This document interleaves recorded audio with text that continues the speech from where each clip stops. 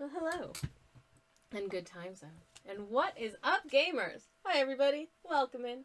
Good Thursday. Good day to you, whatever that may be. I don't know anymore because I almost tried to say it was a good Monday.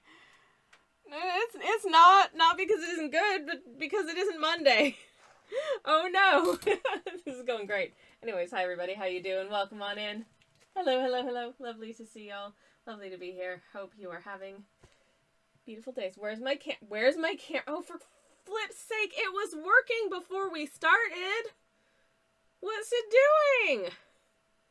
What is it doing? No, why is it connected using the Wi-Fi? It's literally on a USB cable. Sorry, everybody. Anyways, hi. Sorry you had to hear those little blippity bloops. I'm gonna have some technical difficulties for a second because for some reason it is connecting me up. But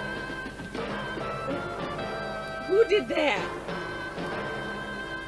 Who did that? Thank you. Oh hell yeah. Oh no, it's Lino just subscribed. Oi Savalois. Well, oi Savalois to you too, Lino, and welcome on in. Hello. Thank you so much for the sub. That is very, very much appreciated. And I hope you're having a beautiful Thursday. Thank you, and welcome on in. Hi, everyone, and welcome. Hope y'all are having a beautiful time. Let me say hello to everyone who's here. That loser who draws. Thank you very much for the lurk. I appreciate it. Turnip as well. Thank you. I hope you have a lovely, lovely lurk. Briefcase full of bees, and welcome on in. Hope you're having a good one. Hello. How are you doing? And hello also again to that loser who draws. Welcome on in. Lovely to see you. How are you? Hope you're having a good one. Dan is lurking and has subsequently said not really lurking. Okay, well, whatever you're doing, I hope it's fun. Many distractions. Hello, and thank you for the delicious fight milk. Yum, yum. I have taken a lactase pill. It's safe. Briefcase full of bees says fight milk. Hell yeah, fight milk. It's what keeps us alive in Hollow Knight. Dan starts punching. Please be safe. Make sure everyone's wearing protective equipment before you start getting your fists out. Anyways, dropped an egg fact into the chat to make sure that the chat bot was working, and it was. Hooray. And then I had to go quickly make my tea, so that's what I did. Anyways. Good Mercedes has many distractions. I agree, and thank you so much for the lurk, Farron. I really appreciate it. Hope you're having a beautiful time. Hope you have a lovely lurk. Hello, Aoife. Welcome in. Wonderful to see you. Welcome in, everybody. Woo! What a day. You'll be shocked and stunned to know I've been a very busy bumblebee bee today. And I'm going to have to be, hopefully, a very busy bumblebee bee.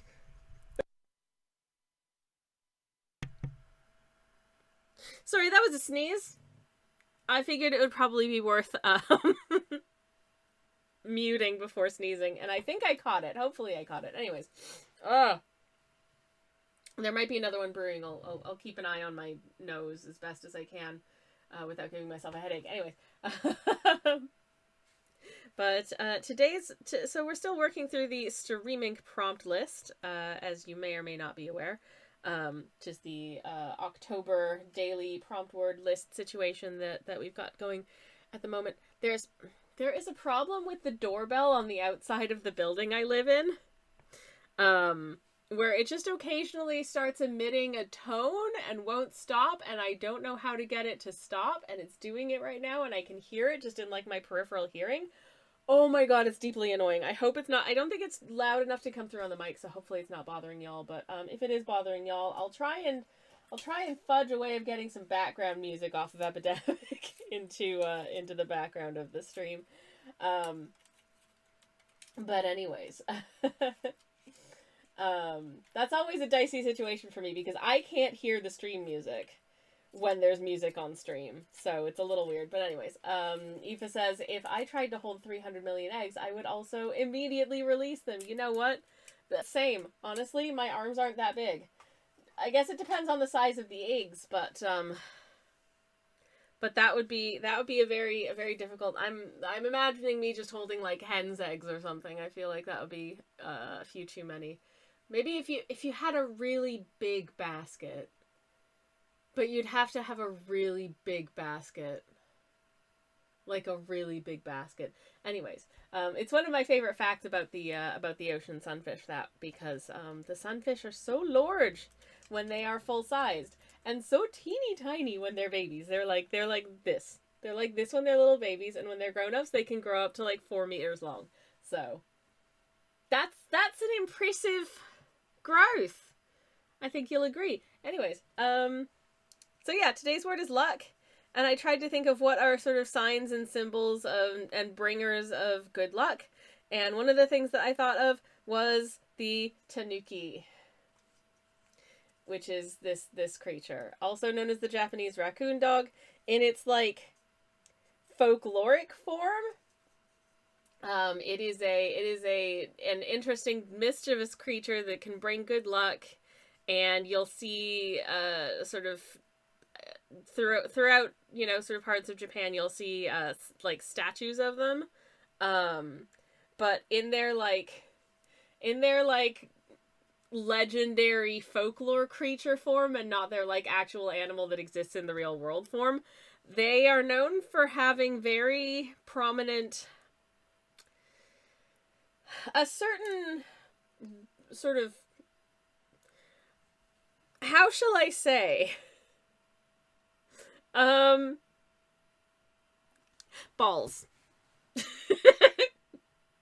And I didn't think I wanted to draw that, so I have not drawn that here, because no. But there's all kinds of legend about the magic. Essentially, the magic is stored in the thems. Thems. Anyways, it's really quite interesting if you look it up. It's just yeah. I don't think it would have been cute if I drawn that. So I decided to go for a somewhat more naturalistic depiction of what an actual tanuki looks like, and they look the fight milk, if you will, says Aoife. Lino says coward. Okay. Well, you know what? Take it up with Twitch user Sledge Callier, because I solicited his opinion as to whether or not I should draw those, and he said unequivocally no, and I decided to take that as a pretty good indicator. So, yeah, anyways. This is what we're doing today. And you know what? I think they're going to be pretty cute. It's focus. Thank you. Don't focus on my terrible thumb. Just focus on the drawing. I don't, as you can see, I am not a manicure person.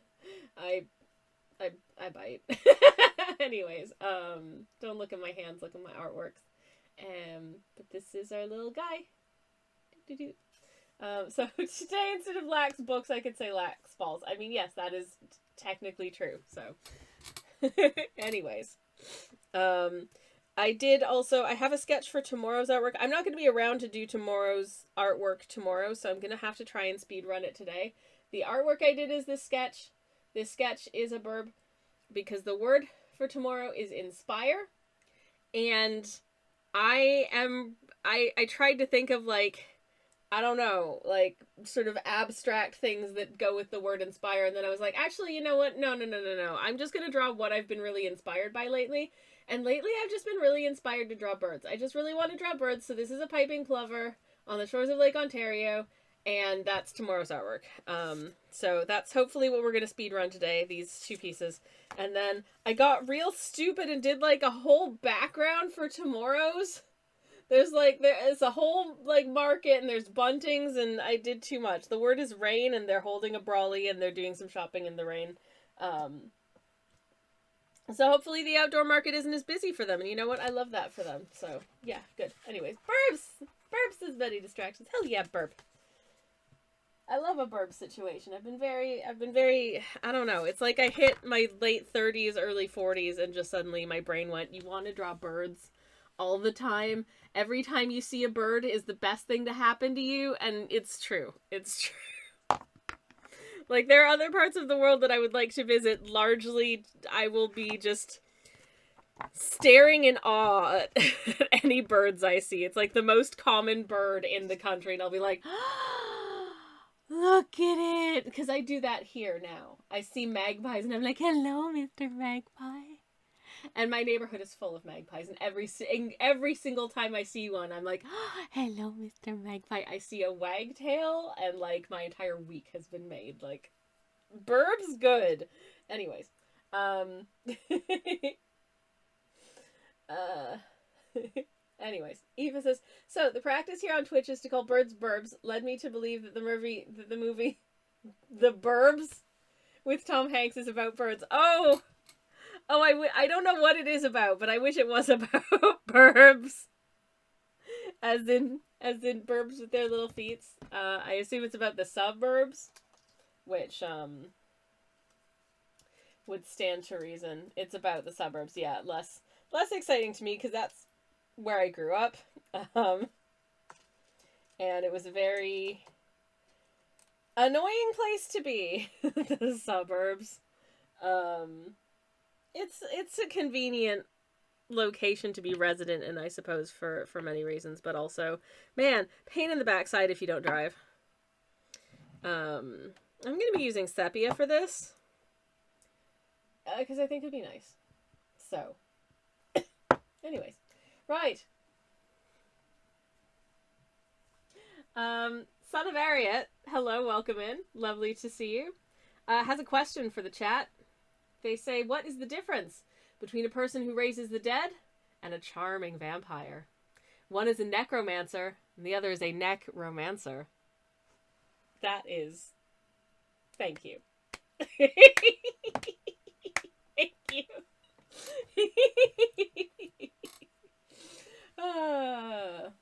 Thank you very much indeed. That was a sensible chuckle, and seasonally appropriate too. We... And by we, I mean I, because I didn't do it on stream because it was yesterday when I don't stream, drew a vampire bat for yesterday's streaming, which I had to do very last minute because I was very busy yesterday, but the prompt word was zoomies. And so I did where is it? I did this werewolf and vampire bat couple you may recognize from other pieces that I have done.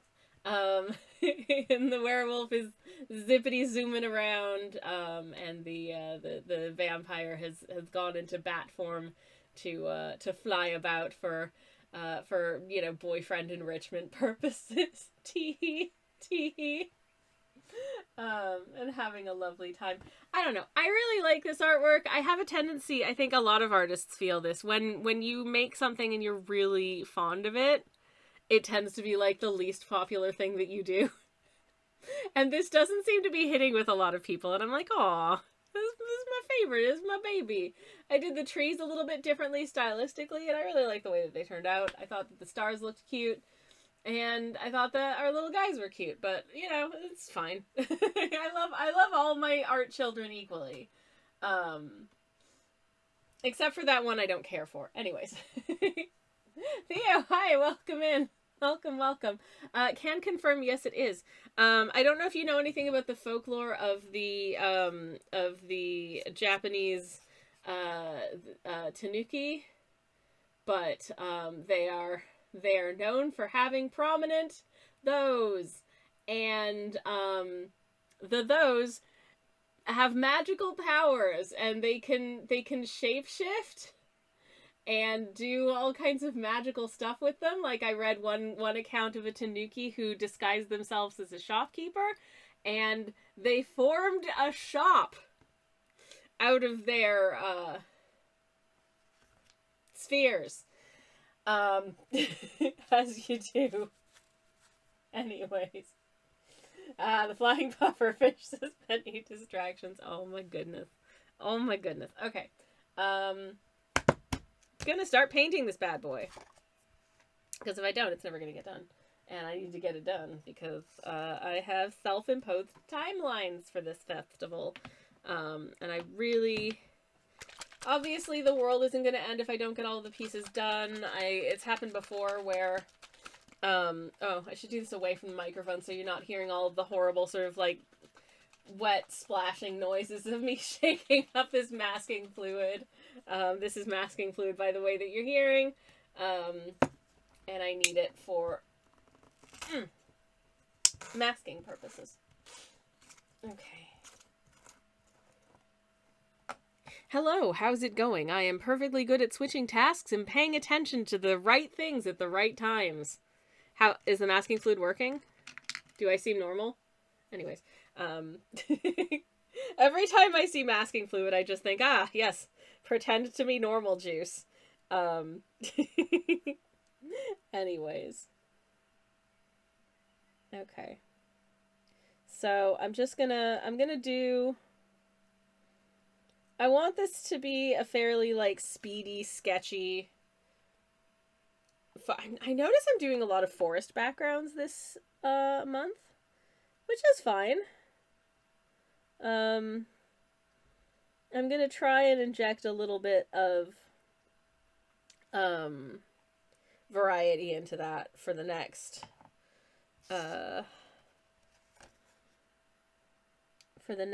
some pieces. I can tell you, I don't know if you guys want spoilers, but if y'all want spoilers, I will tell you, well, tomorrow's piece, which you will hopefully see later, is set on the beach, obviously, because we are doing a shore bird, and the bird is indeed on the shore. And surely they're having a good time there, because it's there is where they like to hang out. And then I think the subsequent piece to that is rain, which is at a market. The one after that is just an assemblage of things. The word was charm. So I just drew the marshmallows from Lucky Charms cereals. And hope that the cereal company doesn't come after me for doing bad fan art of their materials.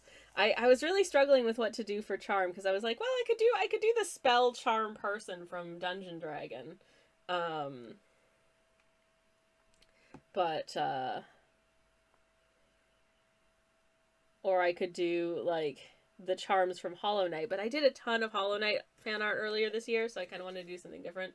So I ended up just doing, I was like, what can I do to make my life a little bit easier?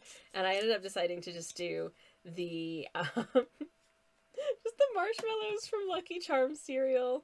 We don't really have marshmallow cereal here that much in the UK as a thing.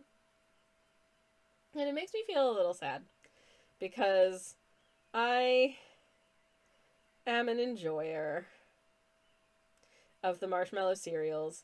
I want to have, like, a serving of the marshmallows once a year, be like, these are too sweet and not as good as I remember them, and then put it away again for another year.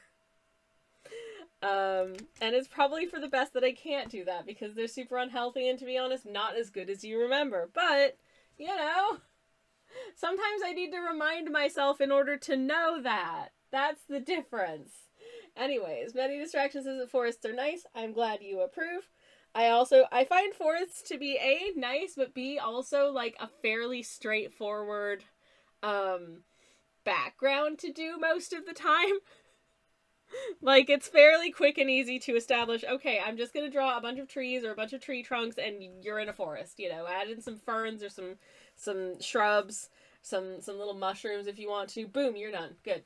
I see cute art, says Neo. Oh, thank you, Neo. That's very kind of you to say. Thank you, thank you, thank you. And I see a wonderful person. How are you doing? Lovely to see you. Welcome in. I'm going to take a sip of my tea. I only have one cup of tea. I was going to make a second drink, but my throat's been hurting. I don't know if you can tell, but my throat's been hurting. And I was going to make an oat milk drink, and I was like, the creamy things really aren't hitting for my throat at the moment, so I really should be having more, like, herbal teas and stuff, so... Oh wow, that tastes weird.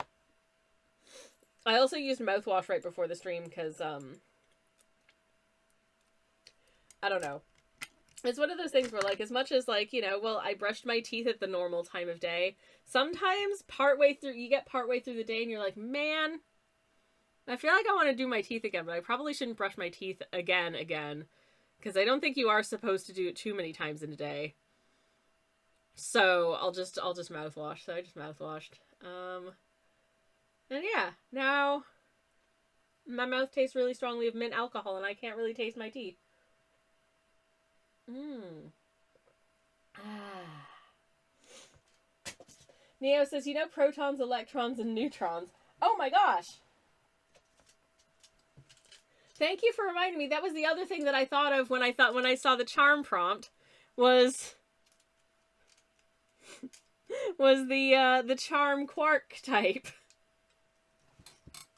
So yes.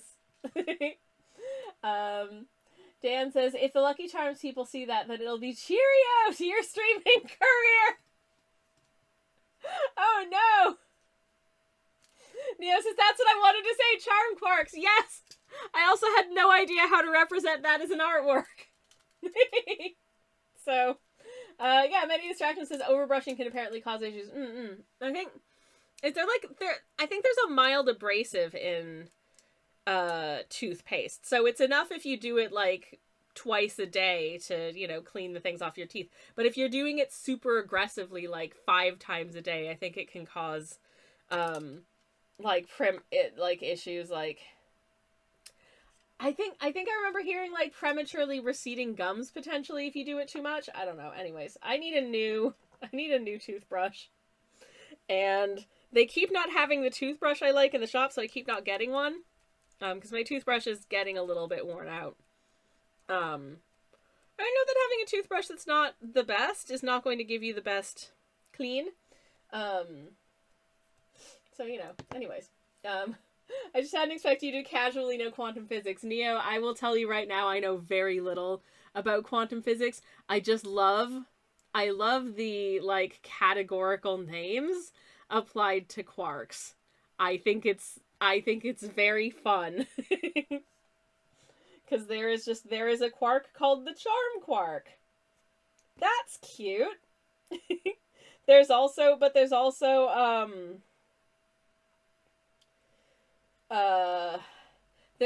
the, like, fresh cheese that is delicious with your breakfast. But also, okay, it is up, down, top, bottom, strange, and charm. Those are the types of quark. Why? I'm sure there's a very good reason for why. I don't know why. So, like, my knowledge of quantum physics is very fun facts unless, you know, I have a degree in it. Anyways, science is super fun, says Neo. Science is super fun. And sometimes I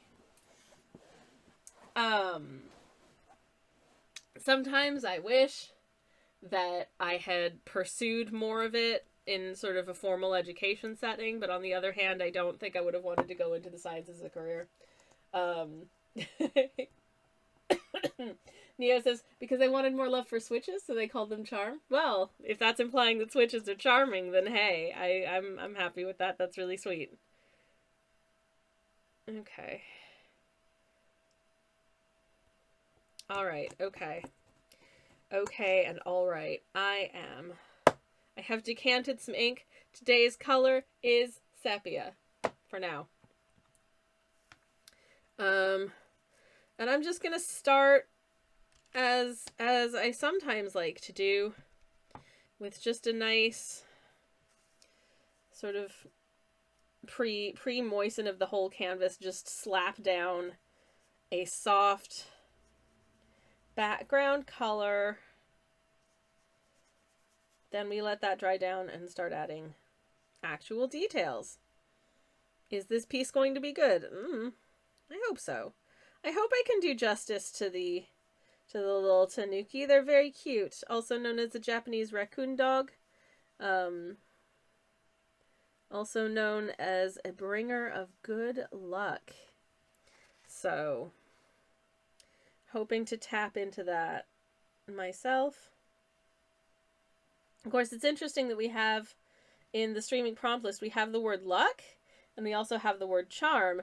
I will tell you now, I almost considered doing something to do with the Lucky Charms cereal for luck, And I'm glad I didn't, because then I would not have known what to do for a charm. Oh my goodness gracious. Oh, thank you for the honk toss. Honk! Hello, hello. Hope you're having a good one. And thank you again for the honk menu distractions. Honk! Thank you. Thank you, thank you, thank you. Okay. This is wet-ish. Let's just... Oh, this color is so good. This color doesn't need any other, like...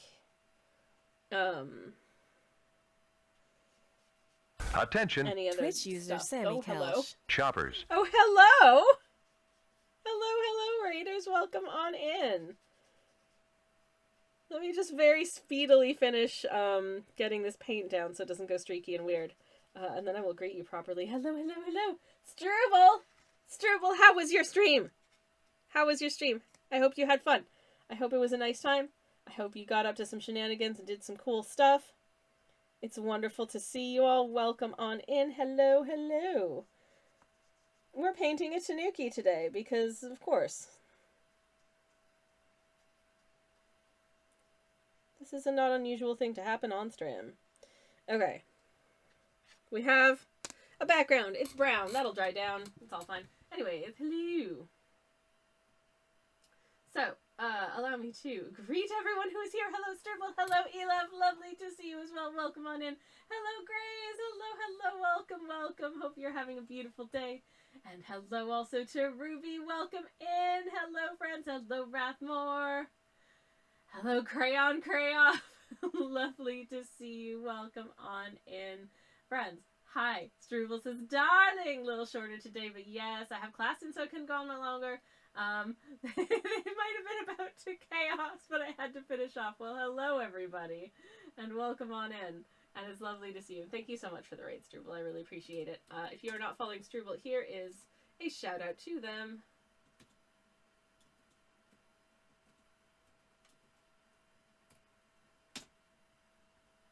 Here's hoping that, yay, it worked. Okay, there is a shout out for Struble. If you're not following them, you can go do that there, and I heartily recommend it because they are a lovely person and do really wonderful artworks. Very whimsy, much adorable, always fun. You love to see it.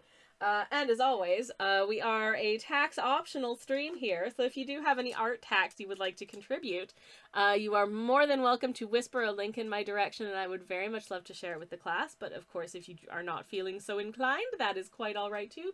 It is entirely up to you. And if you would like to share, we would very much love to see it. Anyways, yes, hi. Struble is a fellow art person, a fellow stream ink doer. Ooh! And their day is coming up on the 26th. And they gave us the word rain, which I'm really excited about because I finished the sketch for it today and I think it's going to be really fun. So thank you for that word, incidentally. For anyone who has just come in on the raid, I should probably introduce myself in case you're new here. Hello! My name is Twitch user Sammy Kelch. I am a variety streamer. I do cozy art streams on Mondays and Thursdays, and then on Fridays and every very once in a while on a Sunday if I'm feeling spicy, we do cozy game streams as well. We are working through the streaming prompt list this month. And if you've just come from Struble's stream, you're probably aware of the fact that that exists. Today's word is luck, and so I'm drawing a tanuki because tanuki are said to bring good luck, and I thought that was cute. And so I gave them their characteristic little hat, but gave them a somewhat more, I don't know, something between kawaii and naturalistic in terms of their actual physical appearance. But yeah. Anyways, I think a lot of people enjoyed the prompt. The relief, says Struble. Oh, heck yeah. That's awesome. I think, honestly, I feel like we are blessed with a lot of good prompts this year. And it's been very enjoyable working through them. Even the ones where I don't have an idea sort of in the first instance, I've managed to come up with something that I think works. So yeah, having a really fun time with it. Case in point, tomorrow's word is inspire, and I was like, it's such a broad word. What am I going to do with that? And then I just thought, okay, what am I inspired by lately? And so I drew a bird. because I'm inspired by I really want to draw birds lately. I'm really inspired by them, so I'm like, yeah, that works for that prompt. It's going to be a piping plover, not that you can tell yet, but I promise it will be. We have a little linky do from a Struble, so let me grab their link real quick. And let me see if I can't get that up on screen. Oh, hello! Oh, bless, this is adorable. Absolutely adorable. Okay, let's, where is the, there it is. This is a little work in progress from Struble. As you can see, absolutely heckin' precious. The little puddles, the little friends. Eee! And I mean, it's Burb. It's Burb. That's adorable. And sorry, I just love them so much. The little Cappy. The happy little Cappy and their beautiful Burb friend. Oh my goodness. I love it. I love them so much. I love them with my whole heart. I hope the bus comes soon. I hope they haven't been, or I hope they haven't, I hope they're not in that situation where it's been like 25 minutes and they're waiting for the bus and then like 3 buses turn up at once. Because that's my bus route. But yeah, very exciting. Thank you so much for sharing. This is so stinking cute. I love it so much. I love it. I love it. I love it. There is rain, just can't see it because it's white. That's awesome. I figured there probably would be, considering that they are, the Burb there is holding a brolly. Very, very, very cute. I love to see it. Thank you so much for sharing this with us. Thank you, thank you. Let me get another shout out for you in the chat because I can do 2 flavors of shout outs, therefore I like to.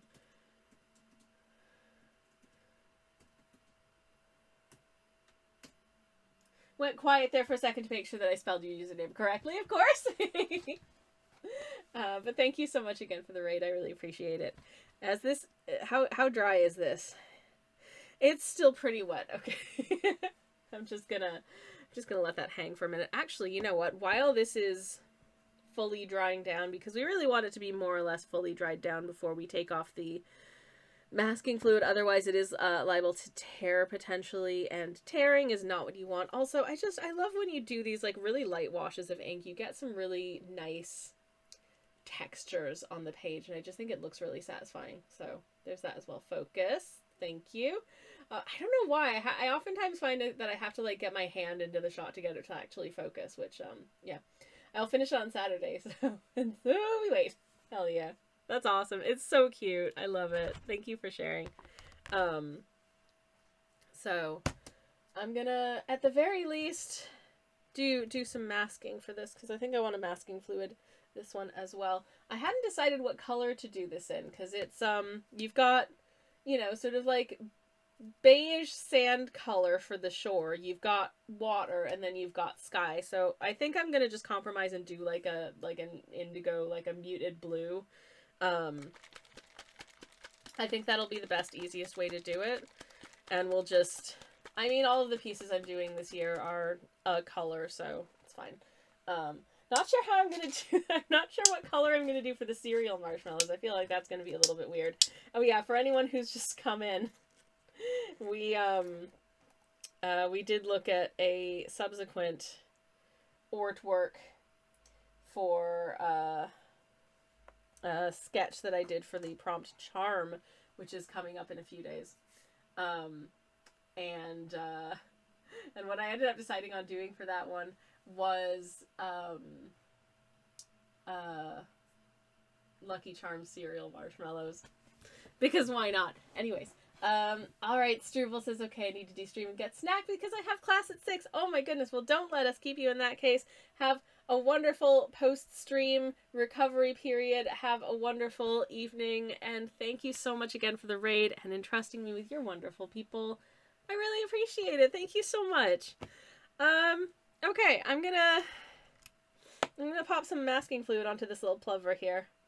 I do really love, I am a plover lover. I kind of want to do like just an entire sticker sheet of different varieties of plover, because there are lots of them and they're all so stinking cute. The piping plover was one that I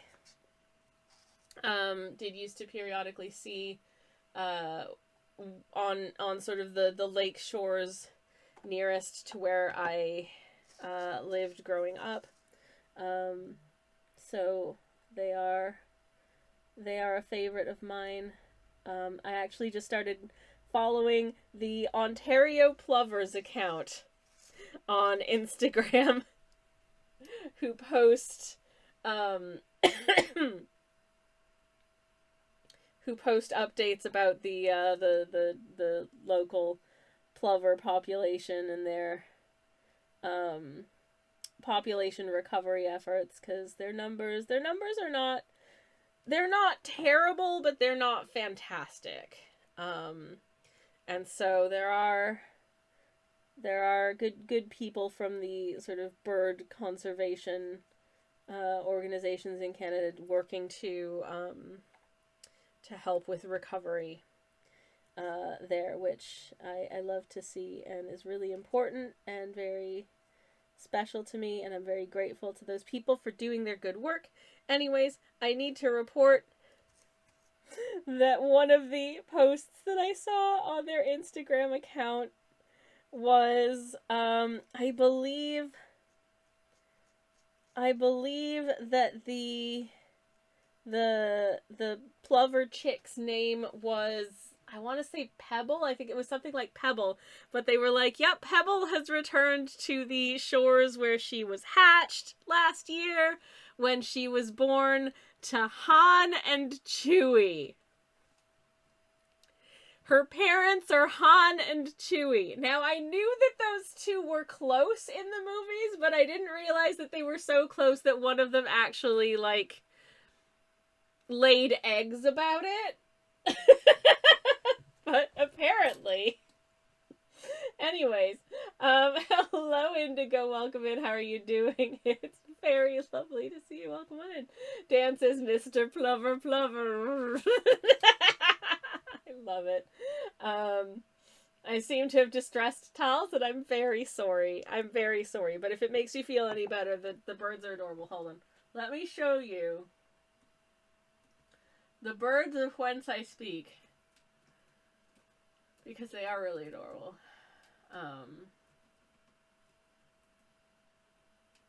Okay. Oh, here they are. Alright, sorry. No, it was Millie. Millie is the daughter of Chewie and Han, apparently. But I mean, look at them. They're so stinking cute. I love these burbs. I think they're the best. I think they're adorable. I'm very happy that they exist.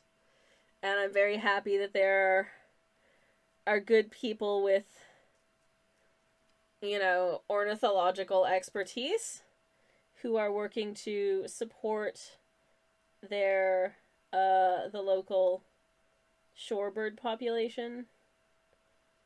Because shorebirds are heckin' cool. I just think they're neat.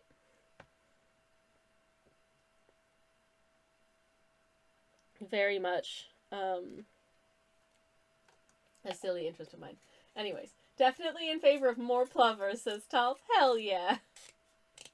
Briefcase full of bees wants to know, are they endangered? I can tell you exactly what their conservation status is. I'll have a look in just a moment.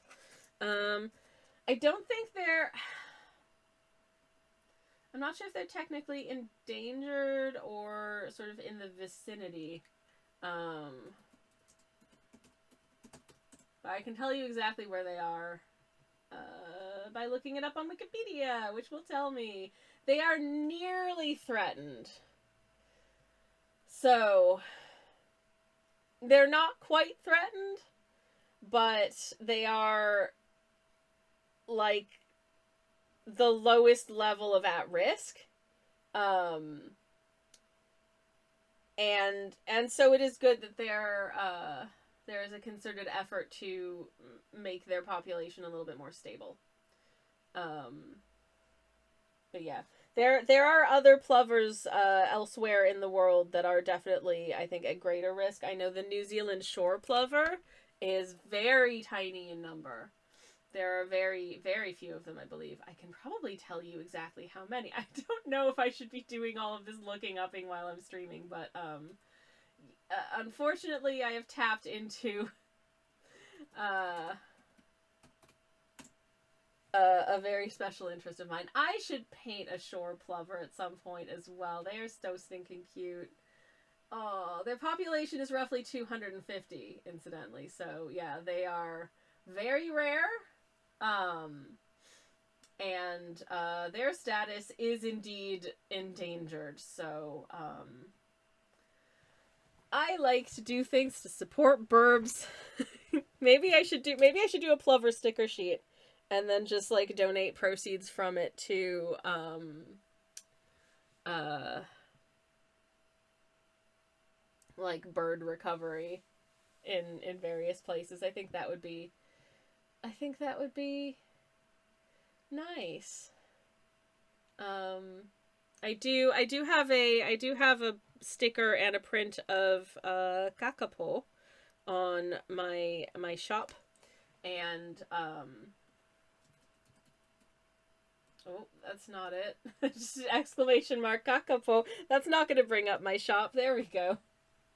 I do have a print and a sticker of a kakapo who I adopted last year, whose name is Rangi, and he is the sweetest. He's a very shy boy, but he is a lovely, lovely bird, and I'm hoping to do an adoption again this year, and I'm using proceeds from the sales of the prints and stickers to go towards that as well. So yeah, very grateful to be able to do that. Because they are, if you don't know them, oh my god, they're the sweetest, silliest, loveliest of birds. They are very picky about, they're one of those species that's very picky about the circumstances under which they make babies, which unfortunately means that they don't do a lot of baby making, which means that plus, like, you know, some period of time in previous centuries where there was like unchecked introduction of like non-native predators to their habitats meant that their population got dangerously low, and it is on the recovery path. It's currently 240 something of them known in the wild, but they used to be much more ubiquitous, and so efforts are very much still ongoing. There's a lot that could go wrong, and fortunately, there's a lot that has improved considerably in the last couple of decades, which is really, really wonderful to see. And so I am always very happy to support the efforts of those wonderful folks who are doing those things, because they need money to do things like, you know, give them health checks and make sure that everything is good, and, you know, use the most cutting edge tech to keep them to be able to sort of monitor you know, population numbers and the health of the population as well. We're waiting for things to rise. Briefcase full of bees. Wow, how could you tell? Anyways, no, but seriously, sorry to go on a bird tangent there. I just love them, and yeah, I'm not an expert, but I am an enthusiast. Shall I say? Okay. I think what I want to do is first I want to find out where the nuts my indigo ink has gone, because I would like to. Yeah, I'm gonna do a mix of indigo with a little bit of black, I think, for this. I think that'll look really cute. Okay. And hopefully by the time we've dances. Seriously, people, stop eating plovers. Oh my goodness, look at this thing. I can tell you right now, these things are not large. They are not very big. There's not a substantial amount of meat on a plover. And like, also they're quite lean, I would think. So, you know, it's probably going to be a little bit tough. Like, I would not eat that. I mean, I don't eat birds, period, because I'm veggie, but I would not eat a plover. Anyways, Indigo says, "I'm here. Hello, hello." It's wonderful to see you. Hello, hello. Anyways, here you are. Doof. Yay. I love that these inks give translations in multiple languages of the name of the ink. This is Marine Blau, Bleu Marine, Marine Blue, Azul Marino, Blue Marina. And then there's this one, which is Indigo, Indigo, Indigo, Indigo, Indico. The one language had to do it differently. I love that. Anyways, hi Indigo. We're you get to be part of the painting today, I guess. Anyways, not sure about ink though. Well, you know, you might not get to be part of the painting because I can't get the dang thing to oh my god, ow! Ow, it's shredding my hand. Oh my goodness. Okay, I'm going to use the this what's it? Glove. I'm going to use this glove to try and get a little bit more of a grip on it, and hopefully that'll work. This is one of the it's one of those like disposable gloves that my partner uses when they do certain types of painting. I think maybe airbrushing, maybe? They might use them for airbrushing, I'm not sure. Anyways. I know, they're small, says Dan. I'm never full after I order it. Please don't eat plover. Anyways, Briefcase Full of Bees says we have a lot of plovers here. Ooh, I love that for you. As a plover lover, I wholeheartedly approve. That's awesome. Okay, I'm gonna do 3 drippies of indigo. And this is not going to be a super dark painting, so I don't think I'm going to need more than that, but I am going to need my Schwarz, which is here. Schwarz. And I'm just going to add a little dot of black to it, just to make it real nice and sort of muted. Anyways. So I'm decanting most of the black out of the pipette, and then I am using just this little dot. That's like maybe half a drop. That's maybe half a drop. I'm not sure. And we're just going to mix these together. I'm not going to paint in the whole background at once for this one, I don't think. I think I'm going to start with I'm going to do the sea and sky and shore like separately this time, I think. I'd like the sky to be a fairly, you know, it's like a nice daytime sky, so it's fairly light, fairly bright. There's not too heavy of a color in it. So I'm just decanting out a little plop of ink there. And then a lightly pre-moistened paper. There is still a tiny amount of brown left in this water, but you know, that's fine. It's going to be fairly well overridden by the blue because it's it's got a nice intensity to it, so I'm not concerned about that. Anyways, how's everyone's week been, by the way? I don't think I've actually asked that yet, but how have your weeks been? I hope that they have been good. I hope you're having a wonderful time in your life. Hope you're enjoying yourself and having a good one. I wanted to just relay a programming note that we will not be doing a stream tomorrow because I will not be here. I am going to be not at home. And so it stands to reason that I will unfortunately not be able to stream. Speaking of, I need to work out what my itinerary is for tomorrow, because at the moment it is a resounding I don't know. Okay.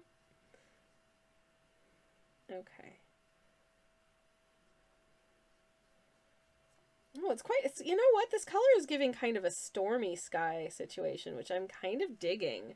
But what I am gonna do, I think, is just kind of what I like to sometimes, I don't do this very often, but sometimes I like to actually just use like tissue on like a wet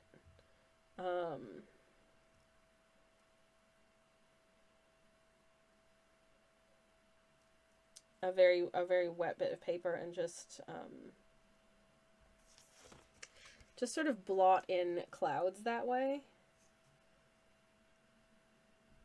I think it can look quite cool.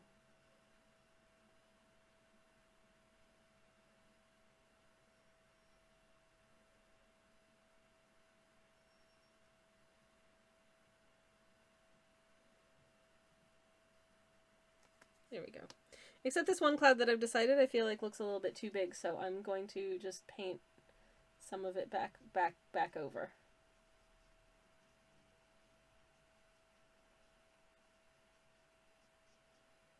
And you'll never know that I just did that. Let me just soften up the edges here to kind of... Yeah! Okay, we've got clouds. I think that's such a fun way of doing clouds. Hello, Lux. Welcome on in. Thank you for the hog? No, I don't want to say that. That sounds wrong. Anyways, hi. It's very good to see you. Get hello to this plover. I hope you're having a beautiful Thursday. Welcome on in. Hello, hello, hello.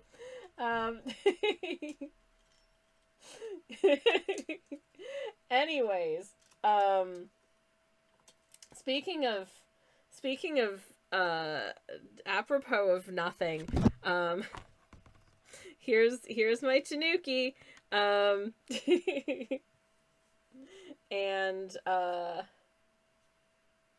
oh, Lex says, I'm a piping plover lover myself. Me too. I am very much a plover lover in general.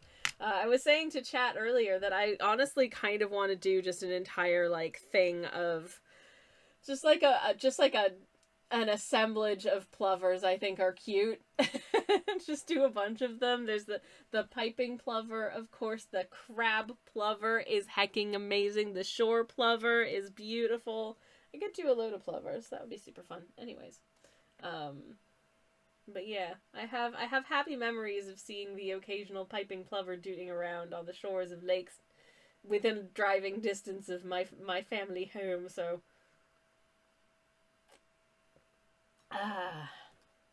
And as I mentioned earlier, I am indeed following Ontario plovers on Instagram. I don't know, it's like a switch flipped at some point in my adulthood, and I just became a person who cares about birds a lot.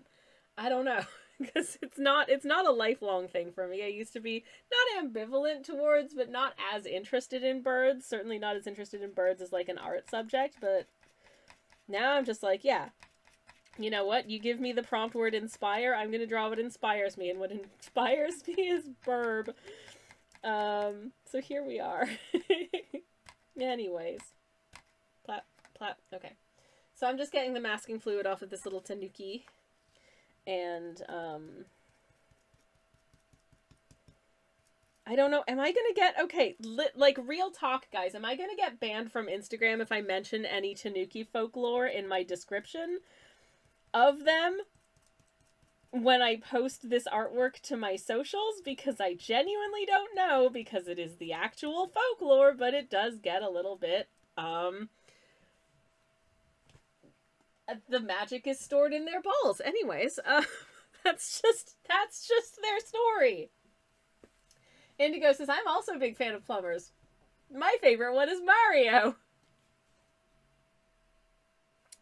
I'll be honest, my favorite one is Luigi. My favorite one has always been Luigi. Look, says Sammy, pulls. What pulls? What did I do? Sometimes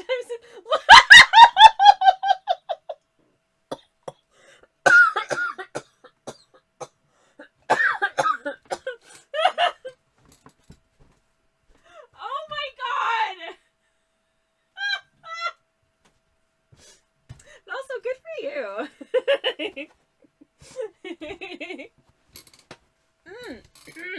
Anyways, so the tanuki, a bringer of good luck, and also be adorable. And I can spell it because I need to look up what the coloration of their fur is, because I wanted to take a somewhat hybridical approach to them, doing a sort of Because the classic, like, tanuki statue is something that looks a little bit like this. But an actual tanuki looks like this. But sometimes they look like this. Because that's what Tom Nook is based on. And now you know. It's these little guys. I guess I could have just drawn Tom Nook, but I didn't. Anywho. Okay.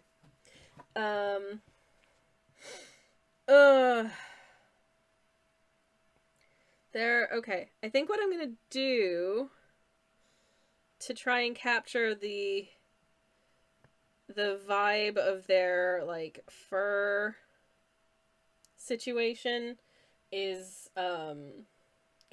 just to moving from light to dark. Oh my goodness, there was Clippy. There was Clip. Thank you for the Clip looks. No one watched that. Thank God. Anywho,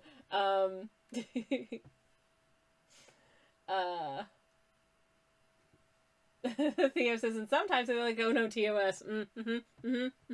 I genuinely don't know how much of the folklore I can talk about without getting in trouble. But that's not why I picked them. I picked them because I think they're cute, and I haven't had a chance to do any interesting yokai this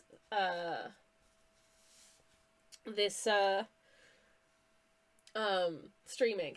And, you know, I like doing folkloric types of creatures and, you know, legendary sort of monsters and interesting spirits and all that kind of thing. I love that stuff. I think it's super fun. There are a lot of, you know, legendary mythical little buddies and menacing so-and-sos that I just think would be very fun to do art of.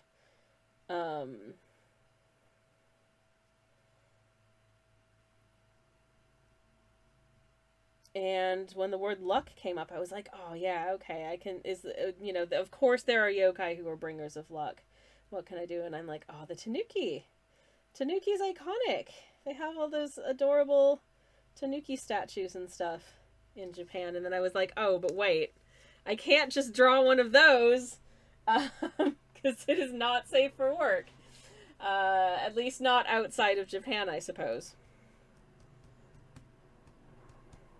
Because it's just normal. It's just a part of their folklore. They don't care.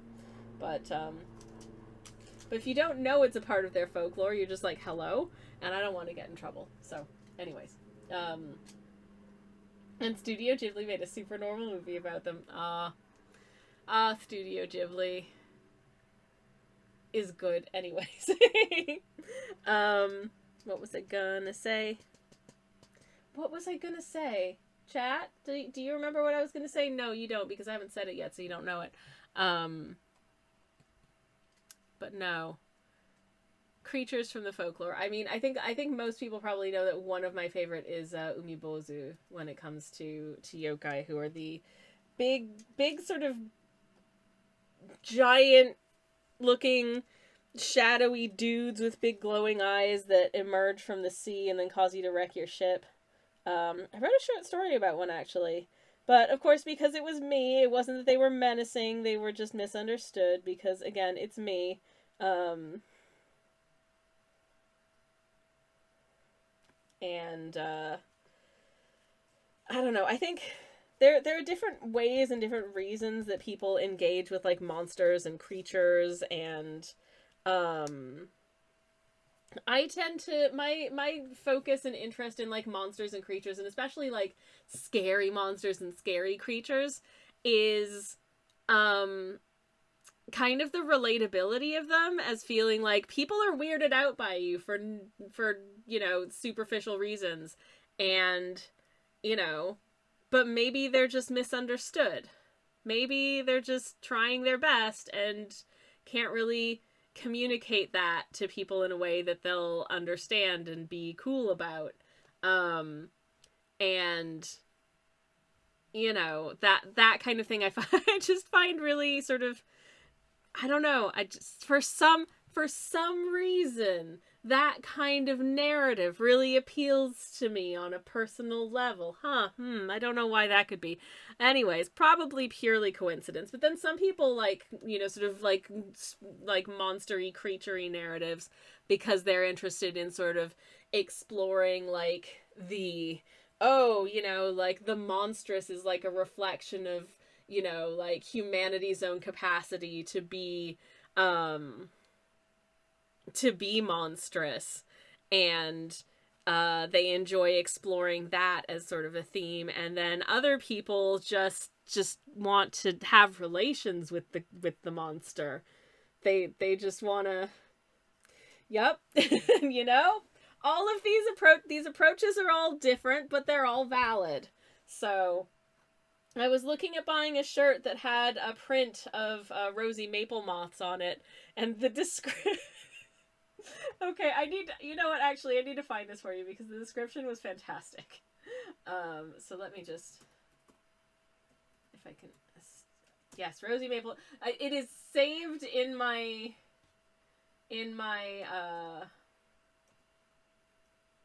I just had to start typing the name of the shop and it came up.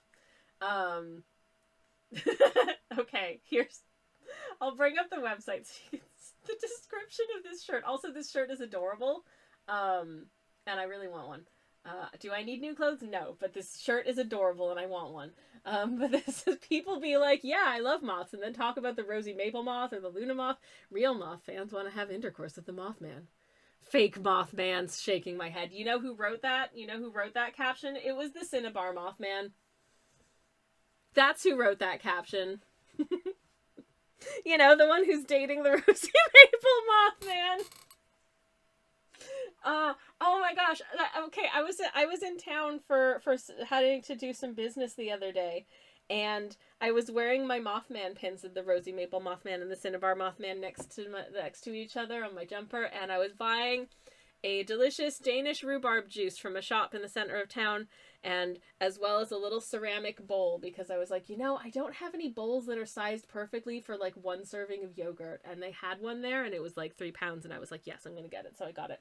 Anyways, the fellow on the till at the shop, he was like, I love your pins, and I was like, oh, thank you so much. And I told him which moths they were based on, and I was like, and they're dating. And he was like, oh, and I was like, oh, it's just so cute. Anyways, I'm normal. Anywho, this wash is just dark enough that I can't see my pencil lines super well, and I love that for me. So I'm just gonna have to wing it a bit here. But I think we'll be okay. I'm just gonna start with like a very light, because some of the tanuki is one of those creatures where they have some quite light colored fur and then some much darker colored fur elsewhere. So working from light to dark is probably the easiest way to try and get the various levels of fur color going on their person. So hopefully that'll work. I don't know. I am slightly improvising here, but hopefully it'll work out okay. I've refilled my brush, and I'm just gonna want to get some different levels of land shaded ininess, which is a scientific and technical term for how shaded in the different parts of your painting are.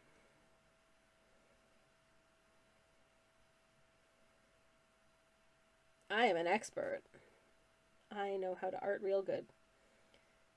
I took 2 to 3 art classes in secondary school, so I clearly know what I'm doing. I did take 2 to 3 art classes in high school and then never took art again, notwithstanding a life drawing course that I took with a friend of mine that was hosted in the sort of activity room behind a United Church in Chorlton in the Greater Manchester area.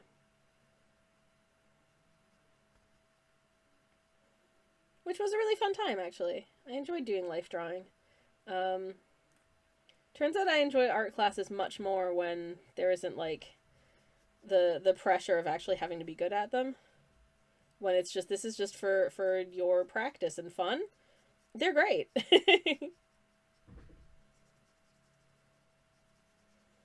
Oh man, my pencil markings are so like, oh, that's the terrible thing that happened to me. Y'all, something terrible happened to me today.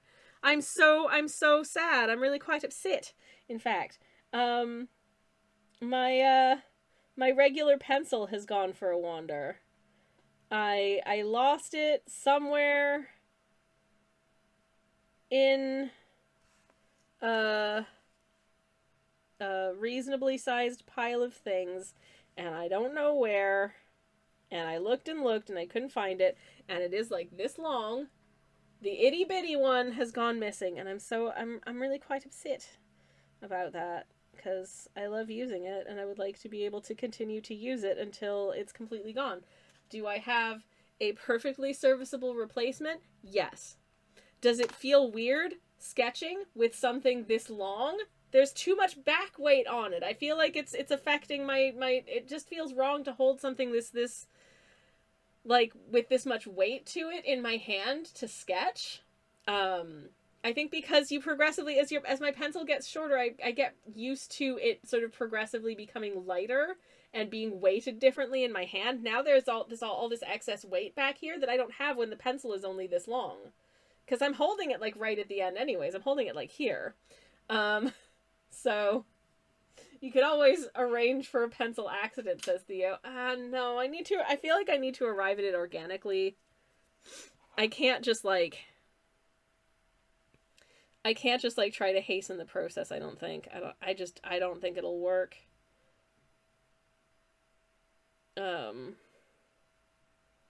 But I'll have to have additional look around time later if I have the chance to try and find it. Either that or it'll just, okay, listen, it is among the floor drobe, so it might just turn up when it's like laundry time. So, and that happens at least once a week, so it'll be recovered. But I don't have it right. At least I hope it'll be recovered, but I don't have it right now. So sad. Anyways, just want to get a few different sort of levels of a little depth to this piece. Make it feel like there's some, distance and what have you in this this little wooded area. Hope that I'm doing an okay job of it. Yeah, anyways. I very much lost my pencil lines under this, so I'm kind of just, some of this is me just kind of ad-libbing in order to redo it. There were all kinds of little features and things that I definitely could have probably just used a darker pencil on in the background here, but at least I think I have something of an idea of where they were meant to be, so I'll try and recover that when I get to it. But yeah, what was I saying? But yeah, oh, yes, yes, the other thing. Sorry, I don't know, my mind is all over the place right now. I think what I might do is I might take a quick BRB, try and get my brain back, and we shall continue working on this in just a moment. So I hope you enjoy the BRB music in the meantime. Feel free to take this as an opportunity to do a little stretch if you haven't moved at all recently. Have a drink if you haven't had anything to drink in a while. Take your meds if you're meant to have taken your meds by this point today and you haven't yet. If you don't have to, then please don't. But yeah, otherwise just hang tight and I'll be back in like a minute or two. So enjoy the BRB song and the BRB screen in the meantime, and I shall see you shortly. Hello everyone. Welcome back. Hello. Yay, my camera's still working. Doesn't always. Hi y'all. So what you missed while I was on BRB is that my moderator/spouse has come home. So I did take a little extra minute to say hello Have a little hug and a kiss. Your 3D print finished, sweetheart, and it looks perfect. The 3D print had to pause partway through because the filament roll ran out, and the replacement filament is a different color, so it's like, so most of it is this gray, and then there's just like the top portion is just pearlescent red, and it looks so cool. It's gonna get painted over anyways. I don't actually know what it is. It's a piece of a something, but and it's gonna like, it doesn't matter what color it is. I hope you have a nice hug, says Theo. Thank you. We did. It was very nice. I'm very glad that my person is home. Hello, sunshine. Hi. Anywho. And hello, chat.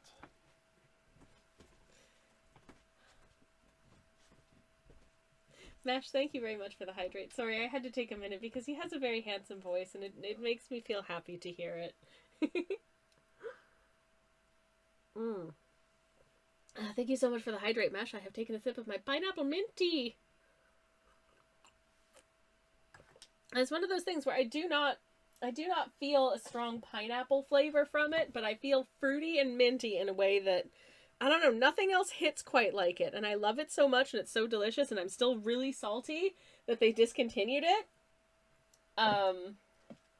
And the reason that I'm drinking it right now is that I found a bag of it from just before it was discontinued that apparently I ordered and then stashed somewhere in the living room, and I found it the other day, and I was like, oh, I have more pineapple mint tea.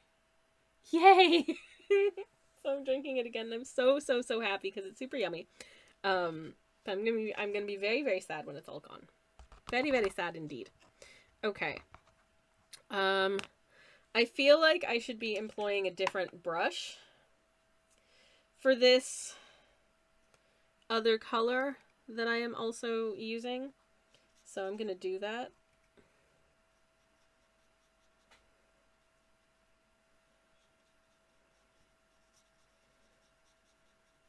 I'm once again pre-moistening my canvas, because I think for this kind of thing it is fairly effective.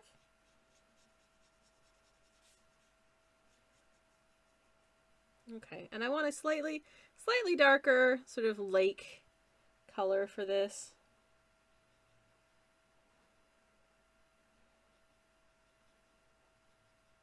I don't mind if it isn't perfect. It should at least hopefully get the idea across. Uh-oh. Uh-oh. Oh no. Oh no.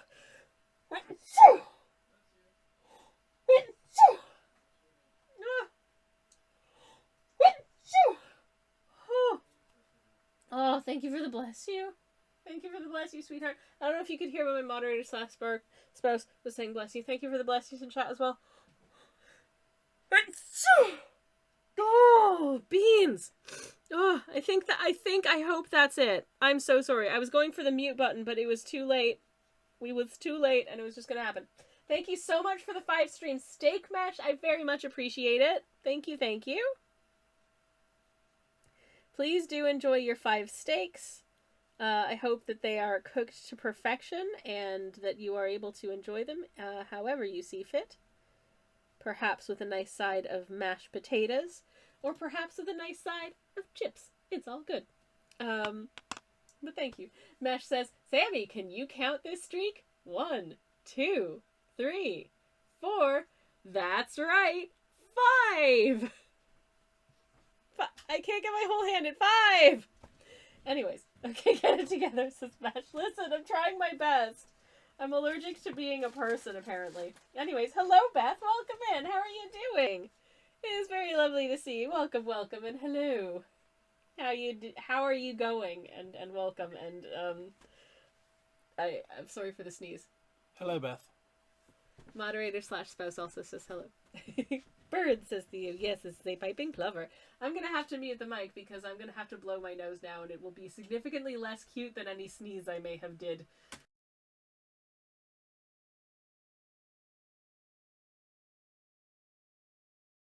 Bleh. Sorry about that. Okay. Let us finish dooting in this body of water, if I can. Okay. Just a happy little lakeshore.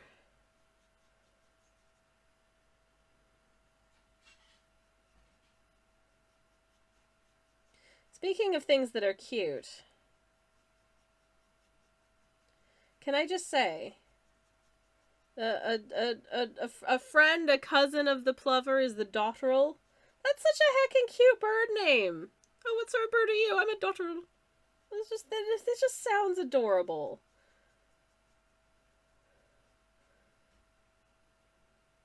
Fresh as heck. Okay.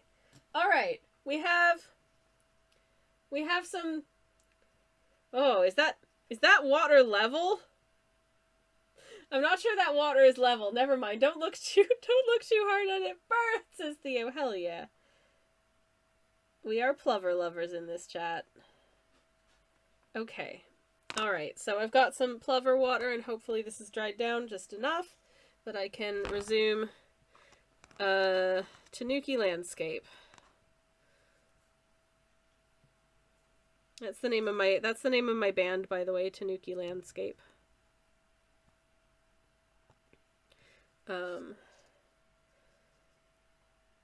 We make, oh, I don't know, what genre of music would I make if I was actively making music these days? Post-folk, chamber psych. What was it? What was the weird... So, you know, you can see, like, at the end of the year, you get, like, an analysis of your Spotify preferences, and I think it's in my favorite genre, my defining genre was, like, chamber psych, and I'm like, I don't even know what chamber psych is. Like, what is that?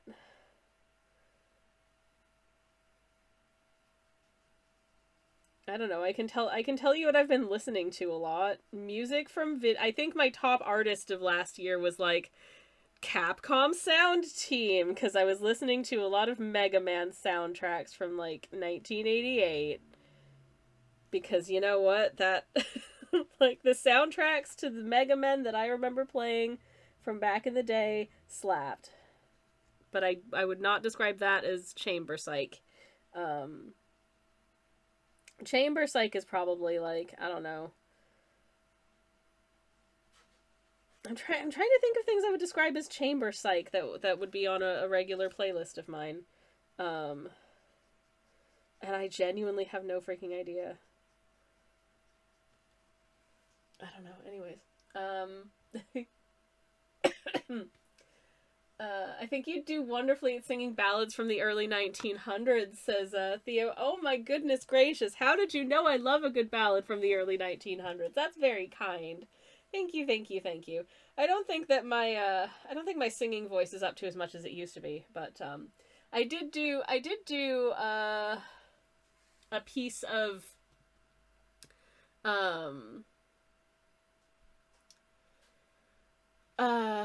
a piece of artwork for my Patreon recently that did reference the song Shine on Harvest Moon, which I guess is in that vicinity. And also I do enjoy that piece of music. I can't sing it for you because I don't know most of the words except for shine on Harvest Moon up in the sky, which is just a line. Anyways, one moment please. I'm so sorry.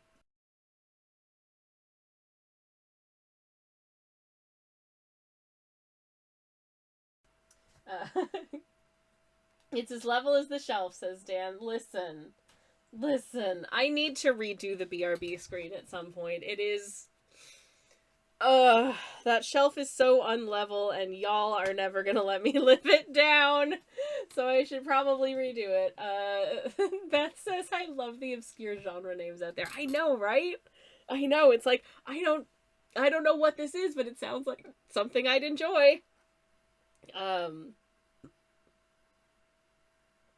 I like I kind of fell off of listening to sea shanties for a while because sea shanties had like a popularity moment a few years ago, and it just felt, I don't know, it felt like everyone was into sea shanties all of a sudden, and then everyone stopped being into sea shanties. I never stopped being into sea shanties, but I was also into sea shanties before that. Shout out to the sea shanty band that did a cover of The Wreck of the Edmund Fitzgerald that was just chef's kiss, by the way. I love that song so much that when I did a seafaring one-shot in Dungeon Dragons once, I named my character Lightfoot Fitzgerald after the song, which is by Gordon Lightfoot. They were also a halfling, so Lightfoot felt like an appropriate name. Anyways, Sammy the Hipster says Beth. I mean, honestly, if you had known me in, like, my 20s in the 2000s, I don't think I would escape the hipster allegations, to be perfectly honest with you. And that's fine. Listen, I came from a city with a really vibrant local music scene. I was going to enjoy it and avail myself of that community, and I did, and it was great. So, there. Anyways. Also, you know, I've been doing film photography for like 25 years. Anyways. Don't redo it on my account, says Dan. Oh no, I'm redoing it on my own account because it's been that screen for a really, really long time, and I have, updated the, hello and thank you and technical difficulty screens more recently. So I feel like the BRB screen could use an update. If nothing else, I usually have trousers on when I'm streaming, and if not, I'm probably wearing a skirt, and I'm just wearing a giant sweatshirt in that picture. And I mean, it was 2021. It was a different time. I wear fancier pajamas when I'm streaming now. Redo it. Oh, okay, never mind. Dan said, don't redo it on my account. Redo it because it's an abomination. Aww. Well, now I feel bad about myself, but that's okay. Anyways. Moving on. I cannot see any of the pencil markings that I put down to demarcate where I wanted the trees to be. So you know what I'm gonna do, chat? I'm gonna guess. That's what I'm gonna do. I'm just going to improvise in some, and literally for this piece, all I wanted to do was, like, trunks. This is a forest of very tall trees, so I'm quite cool with,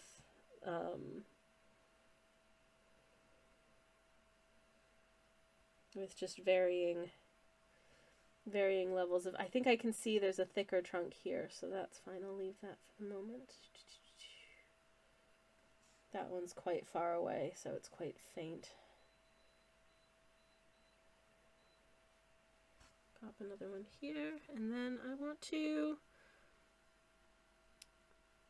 saturate my brush a little bit more for some trunks that are a little bit closer to us.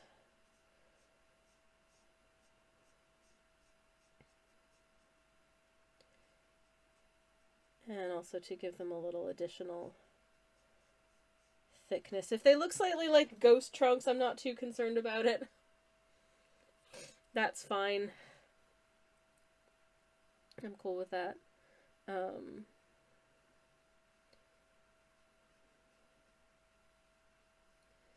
This can feel a little spoopy and crappy if it wants to, because,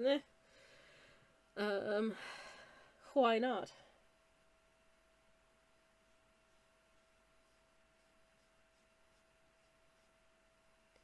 It is Halloween month, after all. 'Tis the time to get spoopy, to be crappy, to enjoy our favorite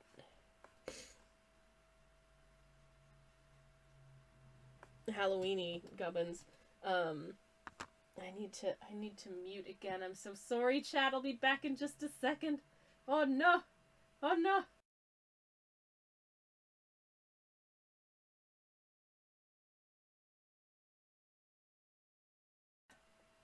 Ooh, question for the chat from Beth, who wants to know, does anyone have any fun plans for Halloween? Well, I'm streaming on Halloween, so I will be here doing exactly this. But I will be in a costume. You won't be able to see it because I'm not on camera, but you know what? You'll know. I can't tell you how you'll know, but you'll know. And I'm not going to tell you what my costume is. But it's good. So, there's that. My plan is Dragon Age says, oh, hell yeah, the Dragon Age. Is it coming out on Halloween or is it coming out just before Halloween? I have a pumpkin I need to dismantle. I'm going to dismantle the pumpkin and make pumpkin muffins hopefully in the next couple of days. And I do have plans to do a somewhat Halloween related baked good. I'm going to be making marmalade brownies. I don't know how I'm going to make them specifically Halloween like aesthetic looking, but I shall try. The base brownie recipe that I'm using is a recipe that I did on my YouTube channel a couple of years ago. So if you want to see a cringe and embarrassing old video of me baking brownies that are specifically themed around the second Venom movie, oh yeah, another Venom movie is coming out soon. Can you guess who's excited about that? I don't really get excited about comic book movies that much these days, but I do really love how, I don't know, Venom is great. It's campy and silly and campy and silly, and it's a guy and a creature, and they love each other very much, and the man is a sweaty disaster, and the creature is also a sweaty disaster, and I love them. It's just wonderful.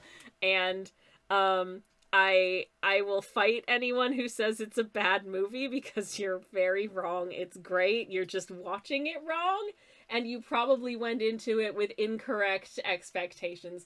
I went into it understanding that it was going to be extremely silly and weird and campy and quite queer, and I was very not disappointed. So, yeah, love Venom. Really the superhero movie of all time. Anyways. 4 p.m. in the UK on Halloween. Oh my god, that's perfect timing as well. That's perfect timing for just like, for most people with job, it's like, all right, it is now Dragon Age time. I'm going to go Dragon Age. Time to figure out how old those dragons are.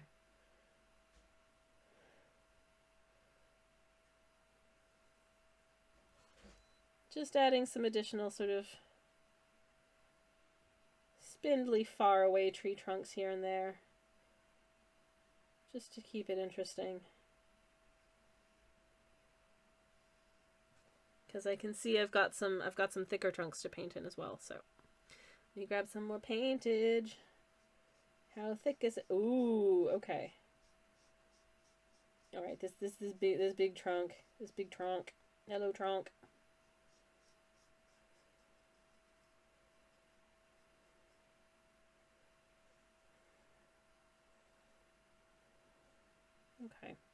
Okay. Yeah, I'm feeling the trees look weirdly transparent because I painted the hills in first, but I'm cool with that. Tal says, I'm also going to ignore the day and then look for discount candy on November 1st. Good luck. Good luck with that. I have been actually finding lately, I don't know if anyone else has found this, that a lot of places where I would normally expect to be able to find like discounted things after a seasonal event are just letting themselves sell out early and then not restocking. This is definitely not a pointed remark directed explicitly at the pumpkin spice matcha that I have not been able to get any more of because they've sold out of it, and I don't think they're going to make any more this season.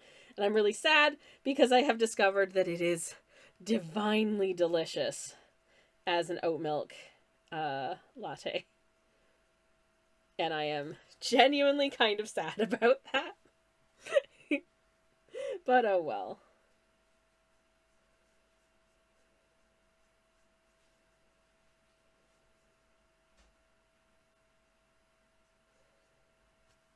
Okay, maybe I take this one and beef it up just a little bit to like here. And I feel like there's quite a gap here. I'm gonna pop a nice meaty tree trunk here, I think.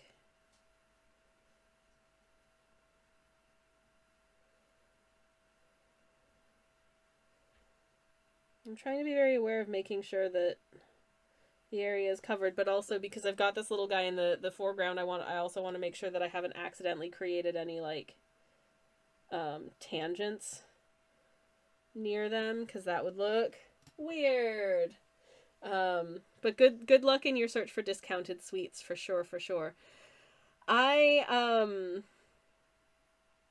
was gonna say something I forget. Good. Great. Love that for me. Oh no, where did it go? Oh yeah. There is this plush of a little like toad wizard that our local supermarket supposedly had in stock. I have not seen a single one there. I've never seen a single one there, and I keep checking. Sorry. They have restocked the other plushes that they're selling for Halloween, but I don't need any of those. They're like a pumpkin and a bat, and I have a pumpkin and a bat, but I don't have a plush of a toad wizard, and I really wanted one. Thank you for the bless. I appreciate it. So I was genuinely a little bit sad that I haven't been able to find a good a plush of the toad wizard. I have checked everywhere I can, and I'm sad. One moment, please, everybody.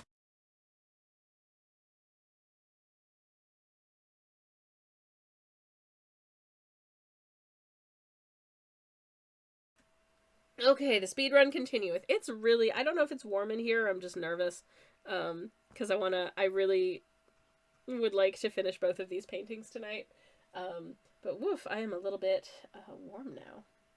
I do have a cold beverage in addition to my tea if I need it, so I might make use of that. Okay. I noticed that there's kind of a line of like lighter fur sort of along the sides of their face, and then kind of coming down their shoulders as well. So I will try and I'll paint in kind of everything but those areas, I think. And then try and like blend it out.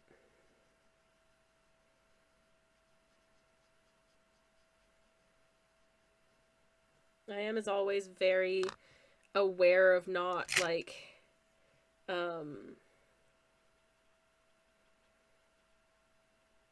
not painting things in so dark that I can't see my pencil lines anymore, because it is slightly more important for the actual like creature I'm painting here. But we'll see how I get on. This part makes me nervous. It really does a bit. Okay, so it kind of goes like, it's kind of also the area like surrounding the little snoot is a lighter color. So maybe if I go like that. Yeah, okay, yeah, okay. Figuring it out.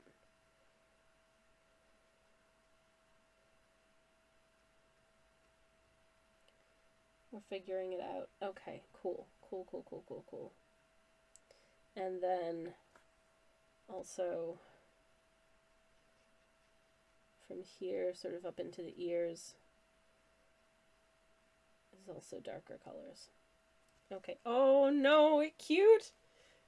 A cute little crate. Now it's starting to, because before I was like, I'm not sure I'm getting the shapes right. Does it really look like a tanuki? Yes, it does look like a tanuki. It looks exactly like a tanuki.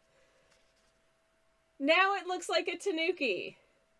Do you see the vision? I hope you see the vision. Thank you, Beth. That's very kind of you to say. Thank you. I'm going to let that dry, so I can then come in with the sort of next darkest shade of fur and not accidentally find myself in a situation where I'm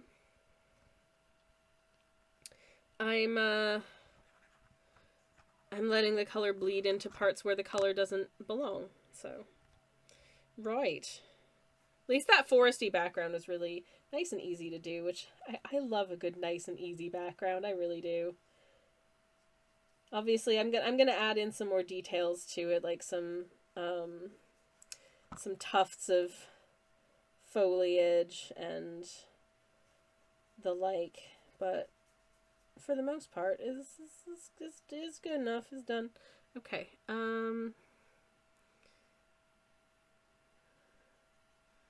Can I grab a little blobbit? I think that's too dark. Wow, I thought I grabbed a very tiny blobbit of ink, and that is quite substantial actually. Because I want this to be a fairly lightly sanded beach. Because the sands on these beaches are quite light, so.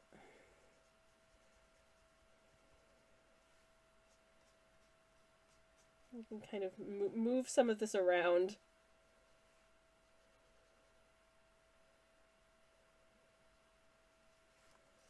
But maybe more specifically, if I can kind of, if I tilt it this way, I might be able to get sort of the excess water to kind of move closer to the lake shore, where the sand is more likely to be darker because it's wet. So I would love that for me. I think that would be reasonably effective here.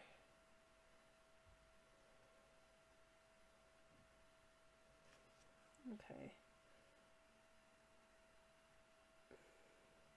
And then kind of fade that down. Okay. Actually, yeah, you know what? Wow!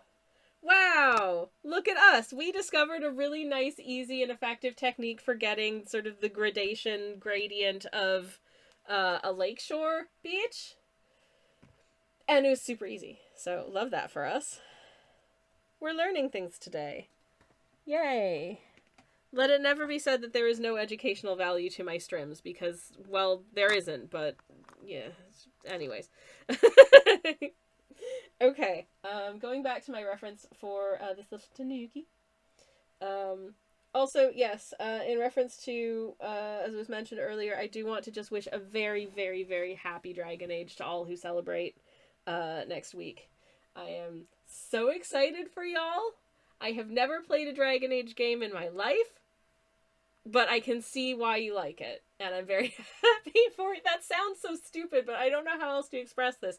It's not something that I celebrate, but I'm very happy for the people that do, because, you know, that's a good feeling. Maybe I'll get to feel it again someday.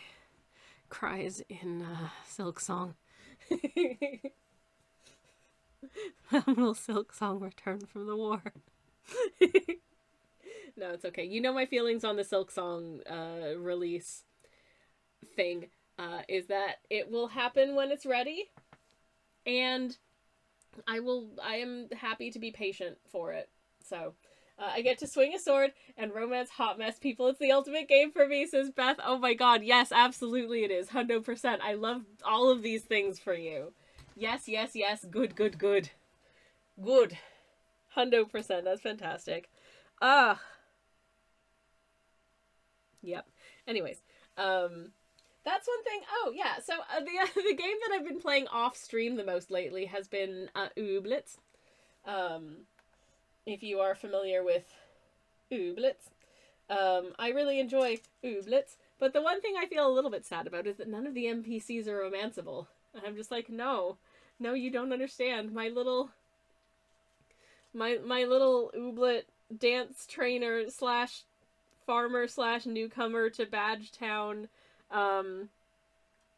Lavender, just, I think that they would be, I think that they would be a good romantic match for Podrick, and I can't get them to, I can't romance them. And you know what? That's okay. If Podrick doesn't want to be romanced, then we're not going to romance Podrick. That's fine.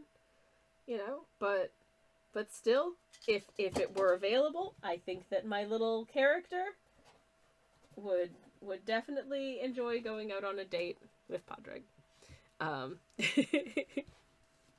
Anyways, there are a lot of really adorable NPCs in Ooblets that would be delightfully romanceable, though. I'll be honest, I don't actually know how old Mayor Tinsel is. They could be 12 or they could be like 32. I don't know. They have a very timeless vibe. But there are a lot of characters that are definitely adults. Let me romance. Anyways, if you haven't played Ooblets, it's adorable. Anyway. But I shan't carry on about it, even though I've very much been enjoying getting back into the game lately, because it's stinking cute, and the Halloween event is on right now, and everyone is dressed in Halloween costumes when you go around town, and it brings me a lot of joy. I am so looking forward to my Halloween costume this year. It is real simple and real stupid, but it's very effective, and I think it'll be fun, and I hope that there is some way that I can show it to you. Because I don't really have a lot of good backdrops in my house for taking photos, and I also don't have a webcam. Anyways, Sol, thank you very much for the lurk. Thank you. I hope you have a lovely, lovely lurk. That's as simple and stupid as the best kind of costume. Hell yeah. This one involves a shirt that I forgot that I owned that I've never worn out anywhere, but I bought it just because I thought it was cute, and then it turns out that it is absolutely 100% the perfect choice for a costume that, like, most people won't get, but I'll know. That's also my favorite flavor of costume. It's just obscure enough that most people won't get it, but I will know. And so I'm a happy camper about it. Anyways.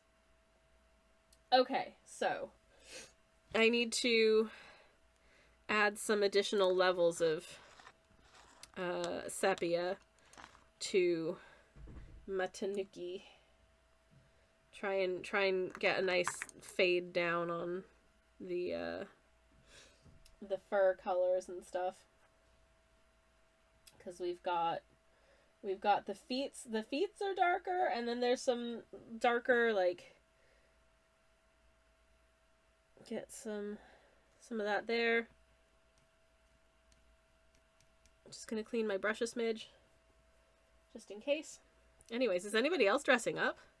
And if so, and you want to share what your costume is, I would be very interested to know. Because that's neat and fun.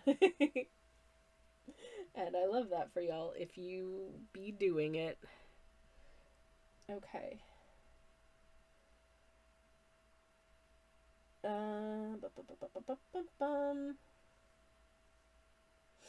Right, okay, so generally they're like little leggies are sort of darker in hue. And if we kind of fade it upwards into that fur.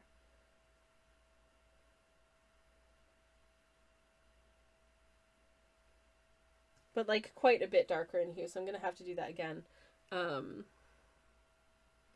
But I thought it might be worth sort of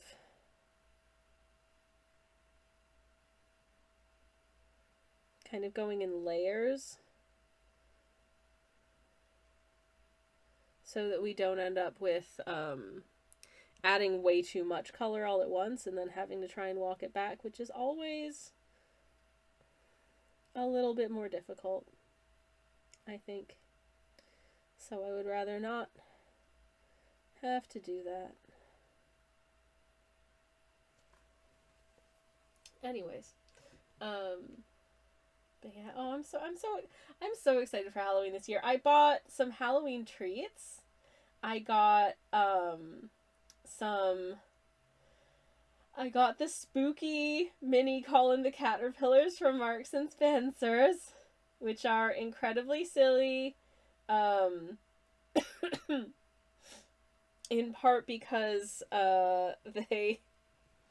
they make the Colin the Caterpillar spooky and creepy and Halloweenish by they make his face look a little bit sort of like creepy and skeletal, and then they just put a bunch of like bone-shaped sprinkles on the top of Colin's body, and it's like, wait, this is not how the, like, caterpillars in general I don't think have bones like this, but also in general, creatures that have skeletons of this type don't just have a whole bunch of random bones scattered across the top of the outside of their body. That's not how bones work, Marks and Spencers. I shouldn't have to explain this to you. So it's very funny.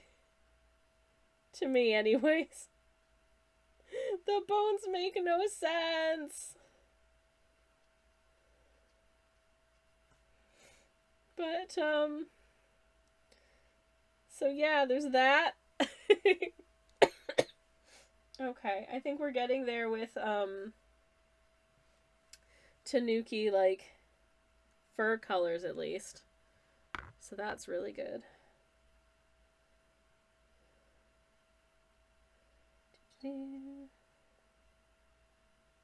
Sort of fade up, and I'm going to use this little brushy brush in an attempt to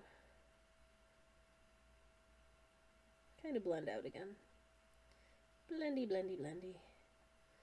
Blendy, blendy, blend.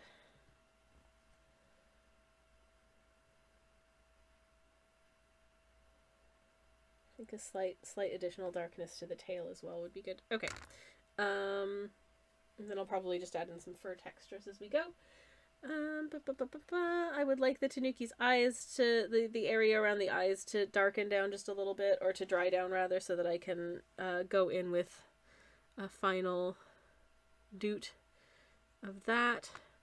So I guess in the meantime I could maybe pop in some foliage and sort of these wooded areas that have more or less dried down. Like, actually I'm gonna switch to this brush. But there was like a fern here, I think. So I'll pop in a little fern here. My ferns are horrendously inaccurate, but you know, listen. Does it get an idea across of what a leafy planty type thing looks like? Yes? Okay, good enough. I'm fine with it being stylized, really.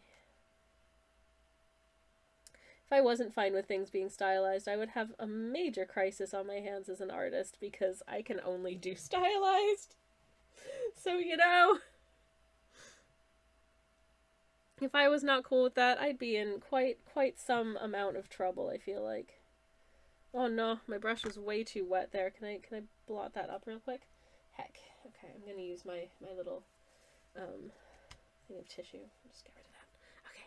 Alright. It's fine.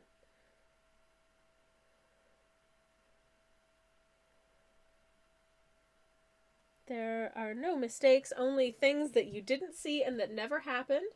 And that if you think you saw them, no you didn't. And that can in some way be corrected. So don't worry, don't even worry about it.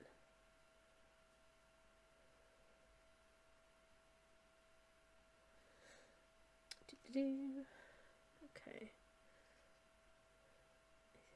I think I can vaguely see the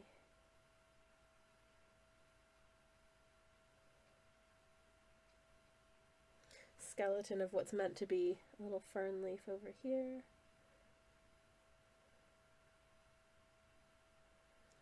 So I will give it a friend.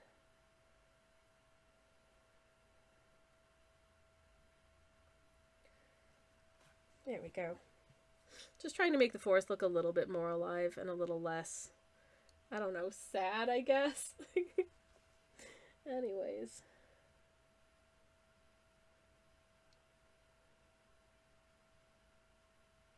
Oh, that's a little bit too saturated for back there. So if I can maybe just give that a little blot. Okay.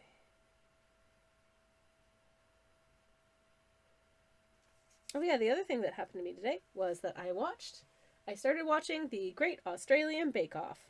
And I like that show. I like it better than the British one these days, to be honest.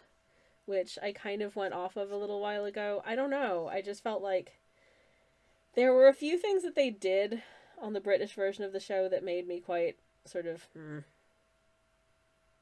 They felt a little bit, to me. like, what was it? Oh, Japanese week. I was so annoyed by Japanese week because they were just like, instead of thinking of like, there are so many interesting like foods and baked goods and stuff that they could get people to try and do for Japanese week. And what did they have them do? A Chinese style steamed bun, a cake that just had matcha in it, and then just make us something that's kawaii. And I'm just like, ugh. Y'all, that is so lazy. Like, why not get them to make, like, you know, melon pan, or get them to do, like, what would be, get them to do as, like, a challenge, try and make, like, taiyaki, and get the, like, you know, sort of, equipment for that and stuff would be really interesting, but no. Or, like, all the different kinds of you know, sort of sweets and treats that you could do, like, like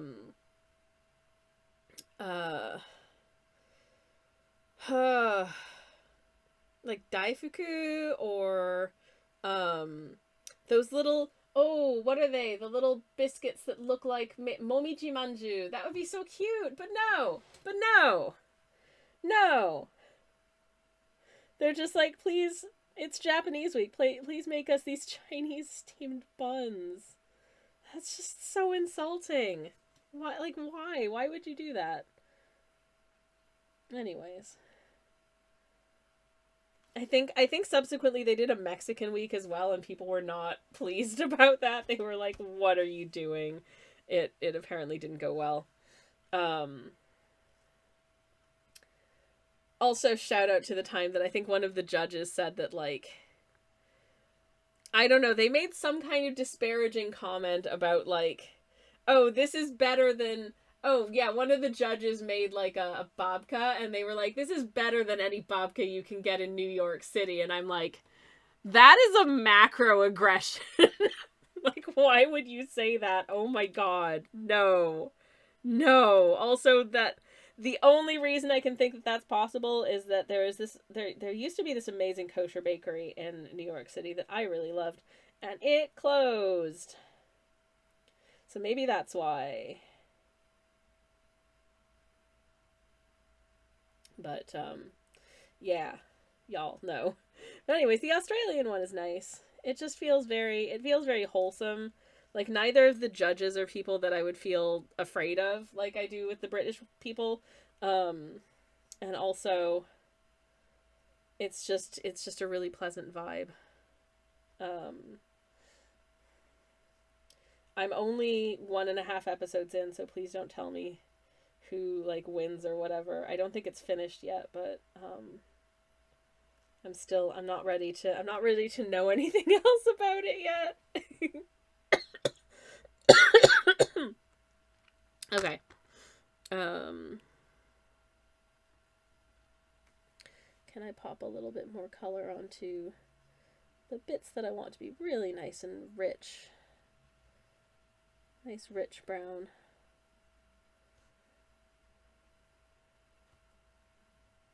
Rich Brown sounds like a guy's name. There was my moderator / spouse is an enjoyer of many things Warhammer, and was watching a Warhammer painting tutorial recently. And the names of the paints were popped up on screen, and one of them was matte white, which is a very normal paint, a matte white. But I was just like, I was at school with a guy named Matt White. I hope he's well. And it did me a little sensible chuckle. How droll. Anyways.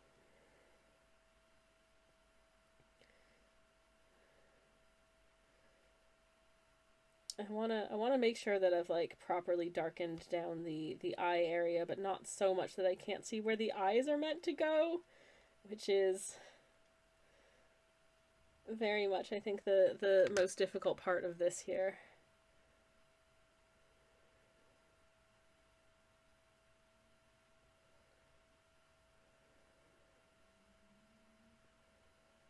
But I do have a photo of the sketch portion of the piece if I do need to kind of consult that. Like, I can, so I think we'll be okay. I just kind of want to add a little bit of, like, nice sort of fluffy fur texture here and there to give it an even better sort of feel. At least I hope this will work. We'll see, I guess.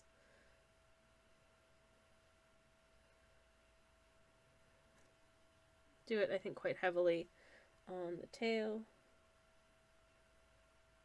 because I don't think I colored the tail in enough. I think the tail wants to be a little bit darker. The back of the tanuki has got a reasonable amount of depth to it. Oh, no, that was too big of a blobbit. Oh heck. Oh heck. If y'all are here for the drama, I am happy to attempt to deliver.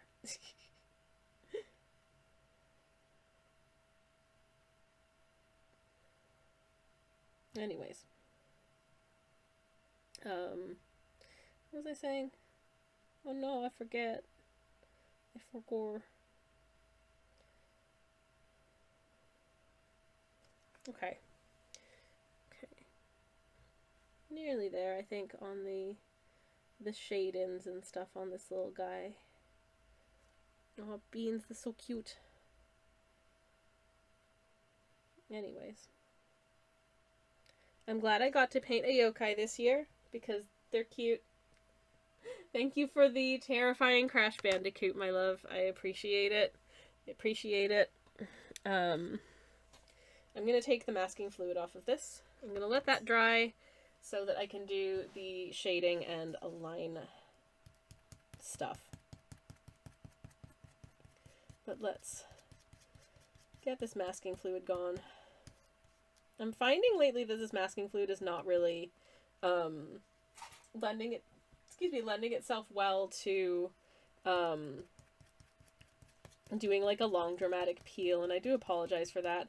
But I find if I lay it on more thickly than this onto this paper, that it stays wet for too long, and it wets the paper a little bit too much, and then the paper is more likely to tear. And I feel like it's not worth the risk of tearing to get a really satisfying peel. As pleasant as the good peelies are, I would rather not compromise the integrity of my painting for them. And I hope that you understand. And I'm really sorry. I'm so obsessed with how pretty this is. Oh, Beth, thank you. That's very, very kind. Oh, you know what I didn't do before? Okay, so I haven't done the shading and line weight and stuff really yet, but here's just a close-up of the tanuki's face. So you can see them cute. Okay, anyways. I'm gonna paint in some plover colors, and I hope I can do it correctly. Let's find out.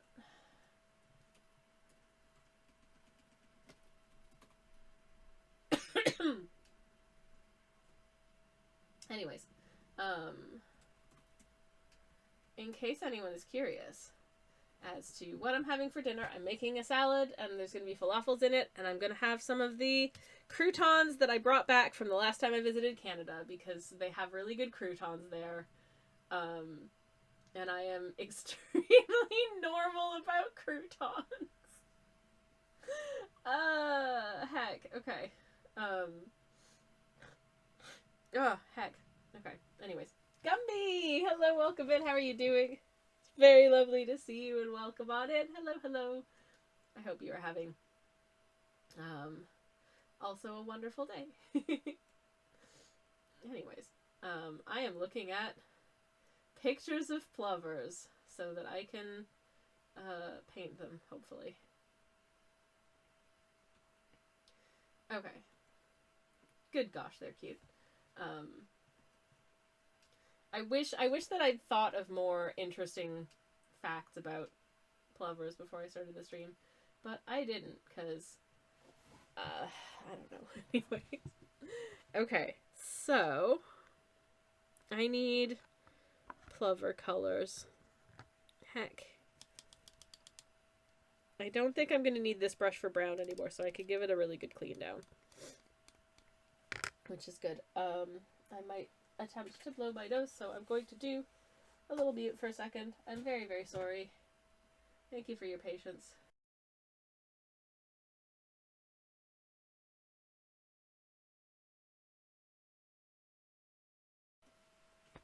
Okay, that did basically nothing. Sorry. Anyways, NoNet, hello, welcome in. Wants to know, hi, what bird is that? This is going to be, it's hard to tell now, but I promise you this is a piping plover.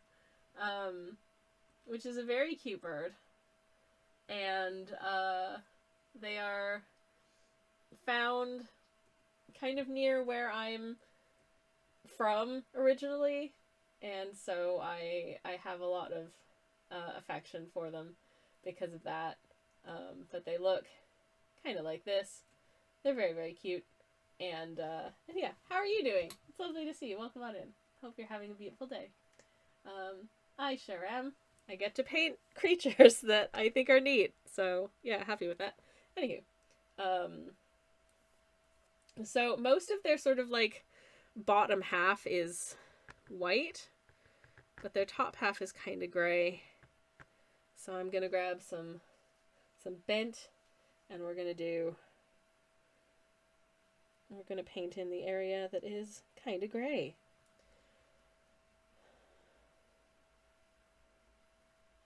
And hopefully I can do this in a way that feels reasonable and fairly naturalistic, but I guess we'll soon find out.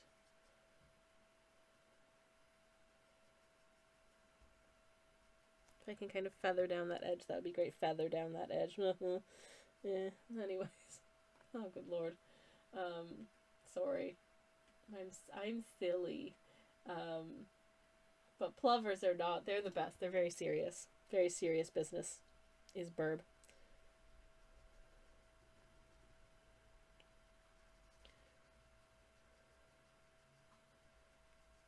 Anyways.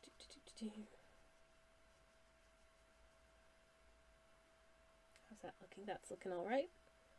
Okay. I'm gonna wet my brush just a smidge more. There we go. Okay.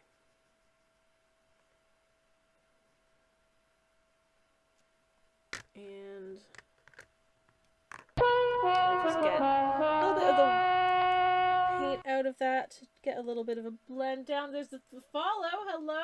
Hello, NoNet. Thank you very much for the follow, even though I didn't realize that my canvas had gone reasonably off screen there. I do apologize, but thank you so much for the follow. I really do appreciate it. Alright, we've got roughly sort of the beginnings of a piping plover here. Is it perfect? No. But you know, every bird is a little bit different. And it's good to recognize and honor that in our artworks. They're not all going to look exactly the same, and that's okay. I'm happy with that. Right. Next things next. Let's get they've got sort of just prominent enough little sort of like knobbly knee joints. I don't actually know if that is their knees. Birds' legs are very different to human people's. But they do have a little bit of a knobble there, and it's very, very cute. Okay, and then the beak, of course. The beak is cool, actually, and you'll see as we go on just what is so cool about the beak, in fact. Okay, that's a good start for the beak, anyways.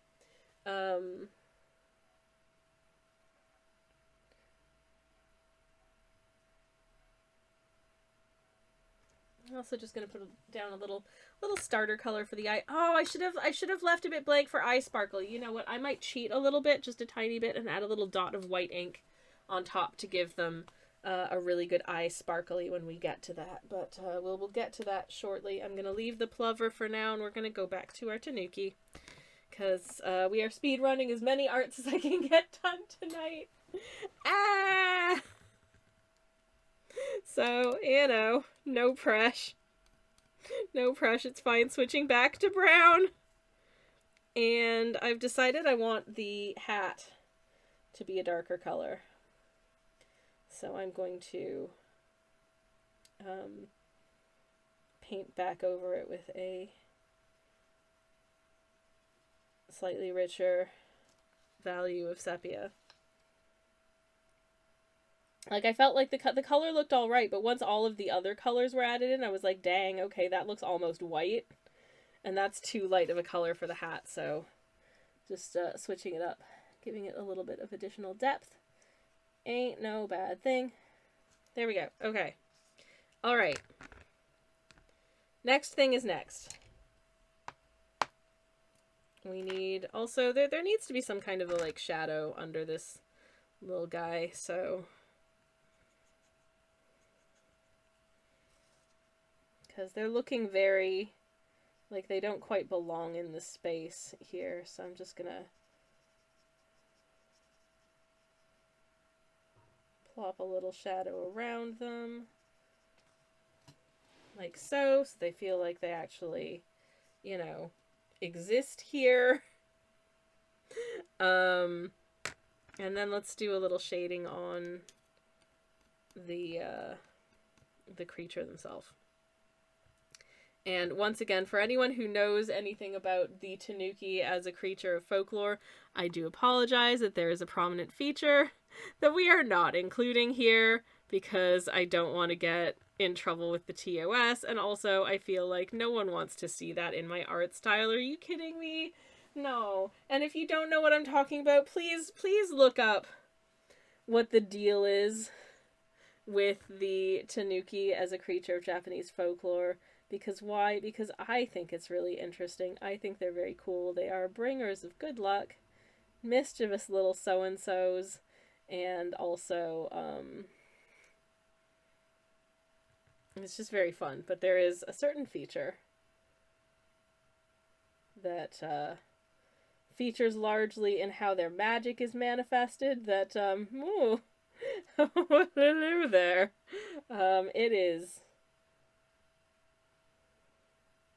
It is, okay, you know what, I said it earlier, I'll say it again. The magic of the tanuki is apparently stored in their giant shape-shifting bowls, okay? This is just, it's folklore, it's interesting. It's folklore and it's interesting. At least I think it's interesting. I hope y'all think it's interesting. And if you don't, sorry. That was a little too saturated, actually. Had too much ink on my brush.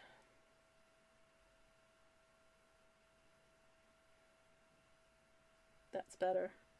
Or is that not enough now? I don't know. Sometimes it's just getting the balance between, like, there's enough saturation on my brush and there's too much saturation on my brush. Oof. Sometimes she's difficult. Sometimes she's very difficult.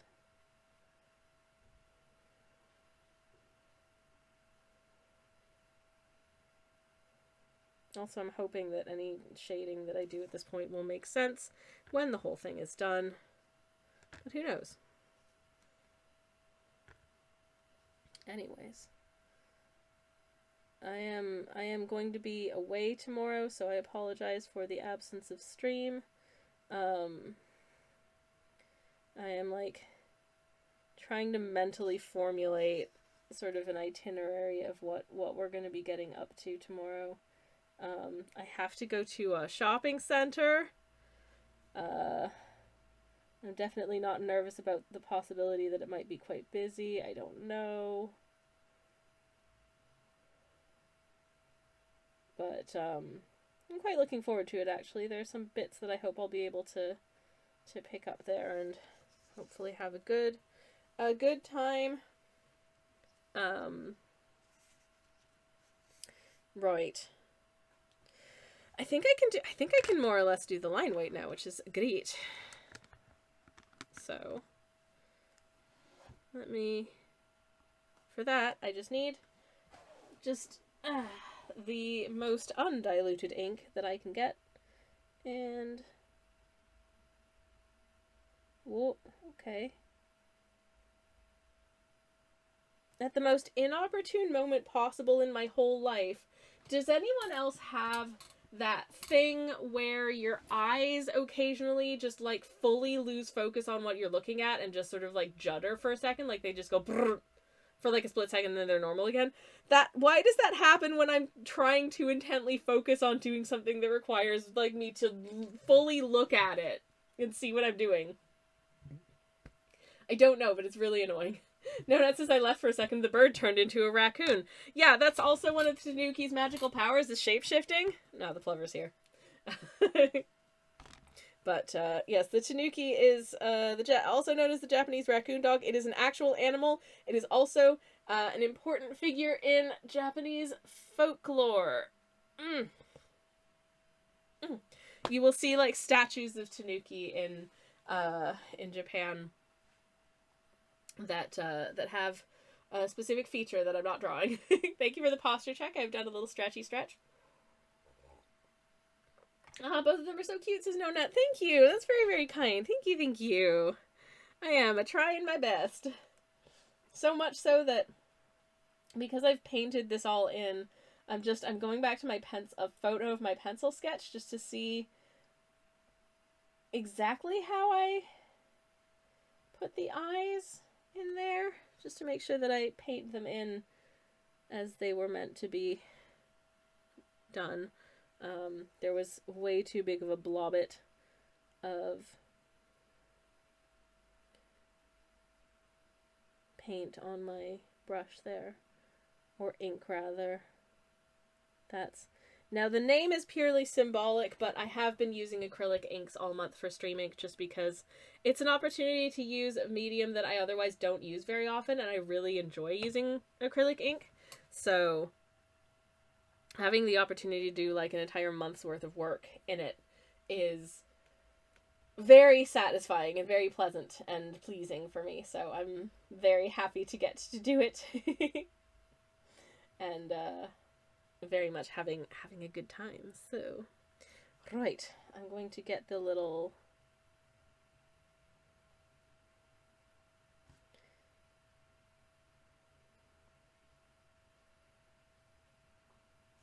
I don't know, what would you call it? The little cord that they've got on just to keep their hat in place. There we go. I've just got a little cord for that. Okay, I think this is gonna come together reasonably well. I hope, anyways. I don't want to be overly confident about my own artwork. This is very, very silly and very sketchy, and I know this, but I still want it to look nice, you know? It is. That's one of the things that kind of doing one of these 30-day art prompt challenges teaches you, or at least it teaches me as an artist, is to it forces you to work. If you actually decide that you are going to do every single day, it forces you to work relatively quickly, and it forces you to kind of allow yourself to put things out there that aren't necessarily 100% perfect. Like, I'm not going to be the happiest in the world with every single idea that I have in 31 days worth of paintings.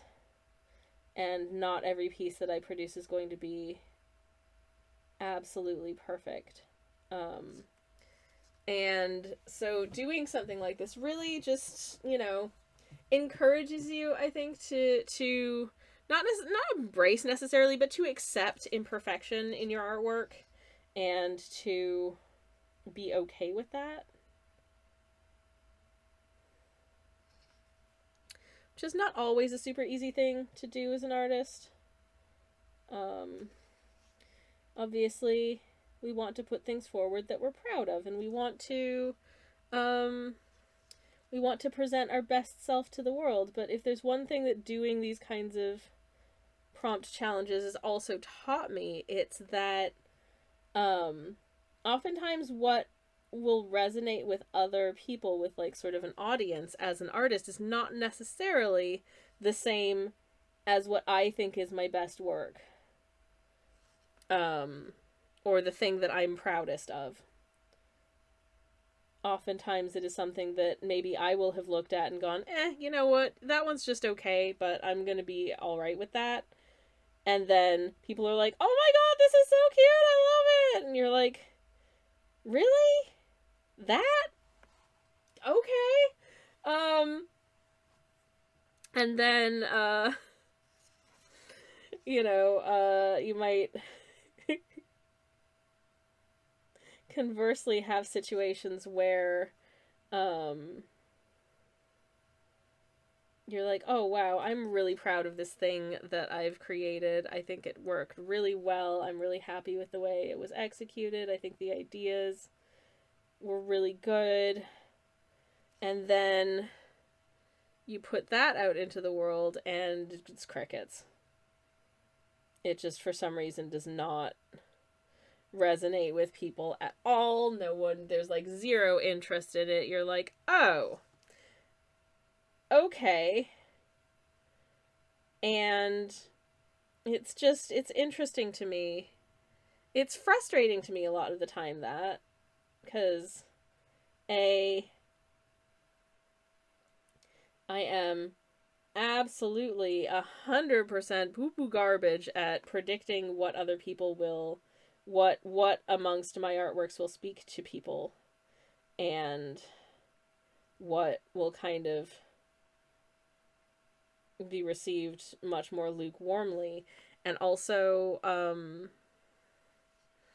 it's just always a little bit sad when it's something that you have poured a ton of sort of creativity and effort and spirit into, and to have that be the thing that's met with like nothing, crickets. It's just like, oh, okay, well, why did I bother? And the answer is, it's good that you did, and probably there is someone out there who's like, that's my favorite. But it is a weird experience. Sometimes it's a humbling experience. But that's very much a not unusual experience, I think, for an artist to go through. And it really gets thrown into sharp relief when you are producing and painting a new piece every day. Oof. Oh, okay, just gonna bring you in. You can see, look at their little face. I'm so happy I decided to paint this little creature. I really am. I do think that they're very cute.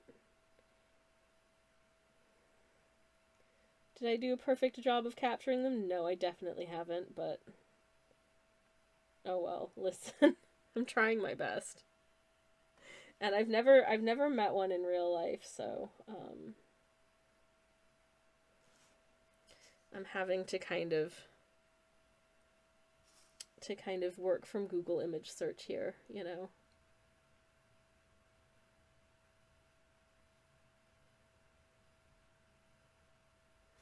And it's kind of all I got. I hope it'll do.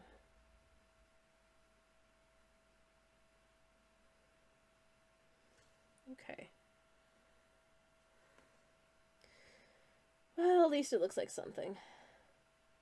Okay.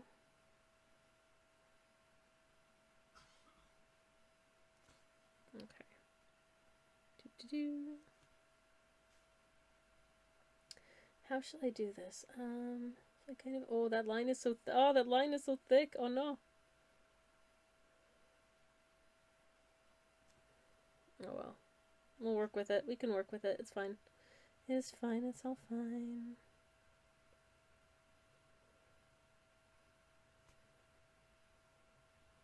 These bits get quite fluffy, so I'm just kind of gonna line them in as fluff, I think, here.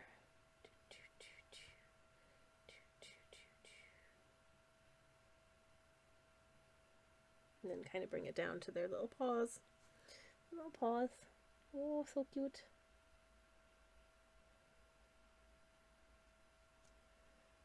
I love their fluffy little hand paws. Hello, Casa. Welcome in. Welcome, welcome. How are you doing? It's lovely to see you.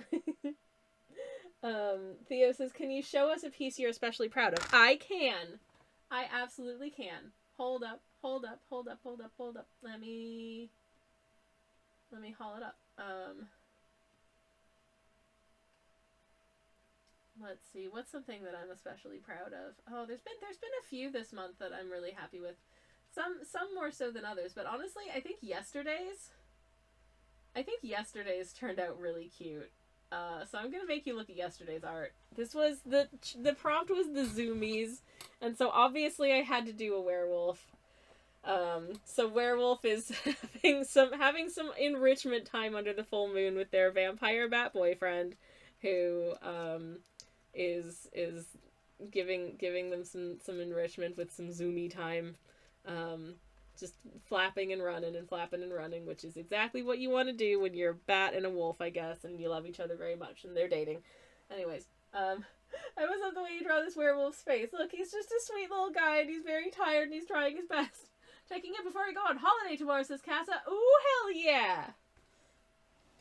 Hell yeah, I love that for you. I hope you have a wonderful time. Hell yeah, that's awesome. I'm sorry I said hell yeah so many times. I'm just very excited for you because holidays are good and you deserve a nice, restful, good time, and I hope you have fun. If you're going anywhere cool, I'd love to hear about it. Feel free to bring us back something nice, or not. I just hope you have fun. Anyways, I love the bat, says Tals. Oh, thank you. The bat is trying the bat is trying his best, and he's a very good boy. And also the werewolf is a very good boy. He's a very, very good boy, actually. And I'm sure he appreciates being appreciated for the very, very, very good boy that he is. Anyways. And I'm sure when the full moon is done and the sun comes back up and he's a human person again, he'll be very tired and very appreciative that when he goes home there's like his favorite yogurt in the fridge waiting for him. Because he has a very thoughtful vampire bat for a boyfriend. That's why. Okay. Please appreciate that I did not draw in the Tanuki's magical balls. Which is a thing for anyone who missed it earlier, and I elected to not draw that in because I didn't want to alarm anyone. And also because I'm pretty sure it would have been against the TOS. Okie dokie. Tanuki! Hello, little friend. Oh no. Oh no, bad news, chat. I love them. I love this little guy so much. Is this a good art? I don't know. Is this little creature cute? Yes. They are a very cute little creature. Ooh, Cass is going to Scotland. Oh, I'm jelly. Oh my goodness, that's awesome. I hope you have a wonderful time. Yay! That's rad. I hope that the weather is beautiful for you. I hope you get to see lots of lovely sights and do fun things and have really yummy snacks. I hope you get to drink some tea. If you like tea, which I'm very sure that you do, and I hope you have a great time. Anyways, this is one of those drawings where I was very unsure of whether or not it was going the right way, basically until it was done, which happens sometimes. Sometimes it's very much a trust the process situation, and this was definitely one of them.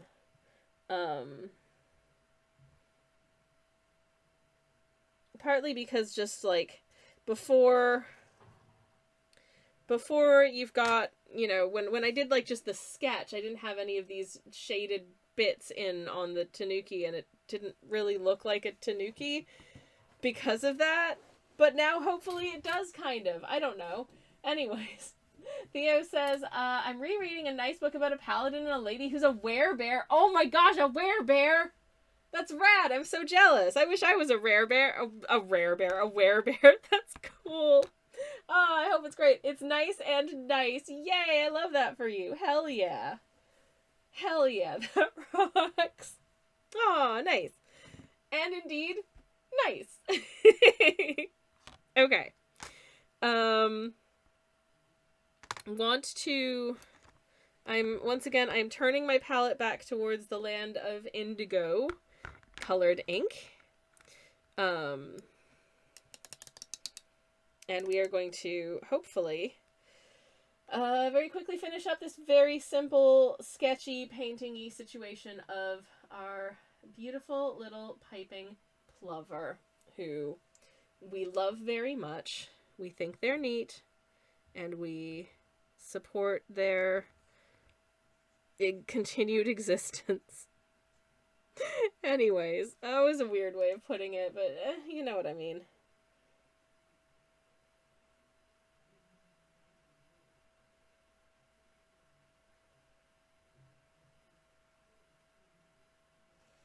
Just getting a little bit of texture in there to give you an idea of the fact that they do in fact have wings, which I feel like is important to know. And also just maybe get a little bit of texture in on the tail feathers there. And maybe just a little bit across sort of these feathers here as well.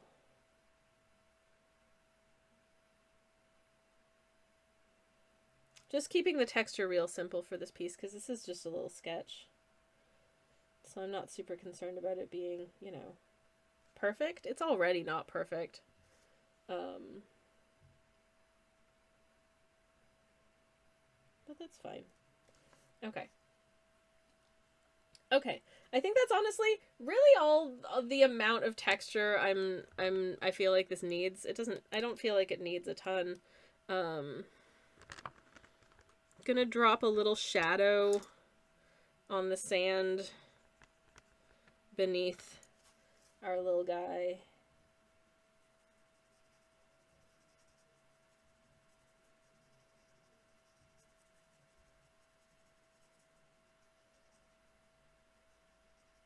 Just to establish that this creature does in fact cast a shadow. It's a weird shadow, but it's fine. Attention. Twitch user Sammy Kelch. Shoppers. Thank you so much for the raid. Hello, everybody. Welcome in. Welcome, welcome. Here, have a look at this art. It's done. Welcome in, everybody. How are you doing? How is your stream? It is very lovely to see you. Welcome, welcome. Let me get a shout out for you in the chat, first of all. And a hello, indeed, to Malito. Welcome on in. Evelika, welcome in. Silver Apocalypse, thank you so much for the follow. I very much appreciate it. Billy, hello. Welcome in. Hello, hello. Multium, hello. How are you doing? Welcome in, friends. Thank you so much for the raid. Let me get a shout out for you. What did you get up to on stream today? How was the stream? I hope it went well. That's not how you spell shout out. There we go, shout out. Oh my goodness gracious. I do apologize that my nose is a little bit snuffy today, but I'm trying my best. Anyways, there's a shout out for you. If you're not following everything, go do that. You could do that right there. And I think you should. Anyways, how was your stream? What'd you get up to today? I hope you had a lovely time. This is, as always, a tax optional stream. So if you would like to pay the art tax and share what you are working on today or anything that you would like to share artwork wise, you are very welcome to whisper a link to me in the chat. But as always, no pressure to do so. If you just wanna rest or chill or whatever, that is fine too. But yeah, welcome on in. I hope you had a lovely stream. I was working on the goose prompt. Ooh, very nice. I loved that prompt. It's so fun. I mean, it's geese. They're adorable. They're scary, but they're adorable. Anyways, I hope you had a good time. We finished the luck prompt today, which was this guy. This is a tanuki. And in Japanese folklore, they are, among other things, thought to be bringers of good luck. So I thought it would be nice to draw when he's wearing his little hat and he's just hanging out in the forest being a very special little guy. I can share... Oh, awesome. Yes, if you want to whisper a link to me, I'd be very happy to share it. I should introduce myself to anyone who's just come in on the raid. My name is Twitch user Sammy Kelch. I am a variety streamer. I do cozy art streams on Mondays and Thursdays. I do cozy game streams on link here in your DMs. DMs, please, because it won't work in the chat, I'm afraid. But yes, would very much appreciate it, and I would love to share. But yeah, I do cozy game streams on Fridays and every once in a while on Sundays, as well as the art streams. We are now working on, this is my, what I decided to do for the prompt Inspire for streaming. Because why? Because I've been really inspired by birds lately. That's it. I've just been really inspired by birds lately, so I wanted to paint one. And I hope that that would be an acceptable thing to do of it. Ooh, we've got linkage. Alright, ah, sweet, it's the Instagram. Okay, we're gonna go take a look at Evelinka's Instagram. Yeah. Let me pull up a tab. And we'll go have a little look, see what they've been working on lately and what they've been posting to the Instagram. Oh my goodness gracious. Well, first of all, wait a second. Okay. Oh gosh. We've got some beautiful works here. So. Ta-da! This was the prompt fill for lightning, and I love this. I love the way you've been doing these pieces is really, really, really cool. I love the colors in this piece as well, and the textures that you've got going. And, you know, I am a lover of the watercolors, and this is absolutely gorgeous. And then here's Spores, which is very delightful. Very lovely. I love these. I love this kind of mushroom, even though all mushrooms harm me because I'm allergic to mushrooms. They're just so stinking cute, and this is a really, really, really beautifully done one as well. And then there's... Hang on, I haven't liked this one. Get a load of this moss, y'all! That is rad as heck. I love the way you've interpreted this prompt, and I love just the whole aesthetic of this is so creepy, but in such a beautiful way, and I love that. I love it so much. Ooh, we also have goose. Okay, sweet. Hold up. Let me grab goose artwork so we can look at goose artwork as well. But thank you for sharing these with us. Hell yeah. Okay, here it is. All right.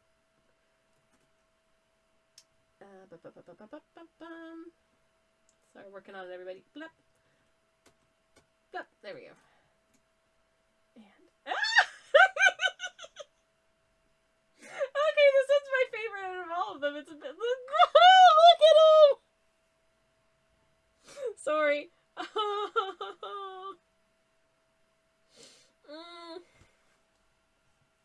This is beautiful. This is so beautiful. This is such a perfect synergy of some of my very favorite things. Adorable stuff, watercolors, birds, and vampires. This was made for being something that I would enjoy. I love it. That is so heckin' cute. Thank you so much for sharing this with us. I love it so much. Oh my goodness. Thank you, thank you. Let me get another shout out for you in the chat. And once again, if you are not following and you think that that's something you would enjoy, and I bet you probably would, you can go follow right there. And I think you should do it. I'm glad you like it. I love it. It's great. Thank you again for the raid. I really appreciate it. I hope you had a good time painting it. I hope you had as good a time painting it as I just had looking at it because, oh goodness gracious, it's precious heck. All right, I'm going to finish this plover. And since we have a week to go, I'm going to ask chat, do you beautiful folks have any exciting plans for the Halloweening? And if so, and you would like to share with the class, what might they be? Personally, I will be streaming. It's a regular day for me, so I'll be working on the various things that I do on a Thursday during the day, which involves, you know, fun stuff like spreadsheets. And, but I will be doing all of such things in a Halloween costume, which I'm very excited for, and then I will be streaming in the afternoon/evening as per usual. However, I will be wearing my Halloween costume while I do. Now, do I have the means to show you my Halloween costume while I'm streaming? Not exactly. But will I attempt to figure something out for that? Yes, I super will. I have a tentative plan for how to get around this. So we'll see whether I manage to do it. And I don't want to say what it might be. I don't want to spoil it, because if it ends up not coming to pass, then oh no. Is the costume gloves? Says, oh my god, Cam, I wish it was now, because that would be hilarious. If the costume was just gloves.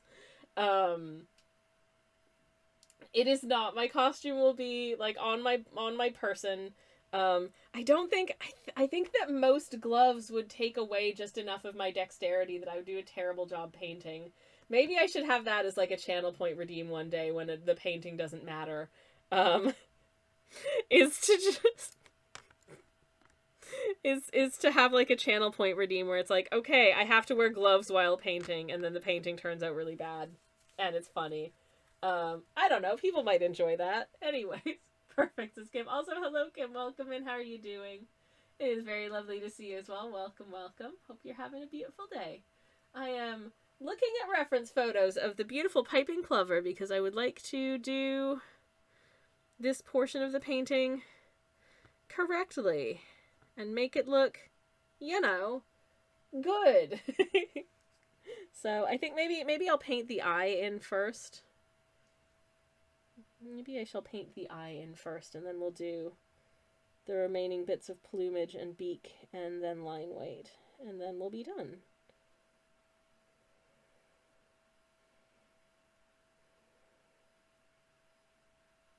There we go. Yay! They have an eye. Hopefully it's cute. Okay, so the beak kind of looks like, it kind of goes to about there. Alright. This is where it gets a little scary, because I have to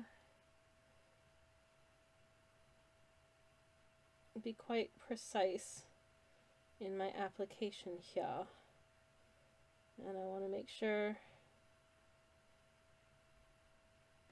that I get about the correct amount of the tip of their beak is adorably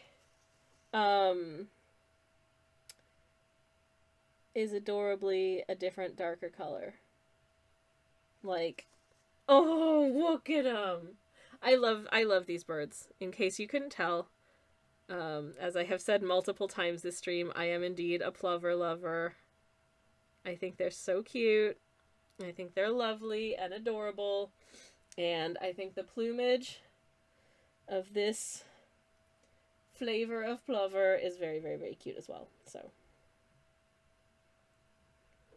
let's get them their little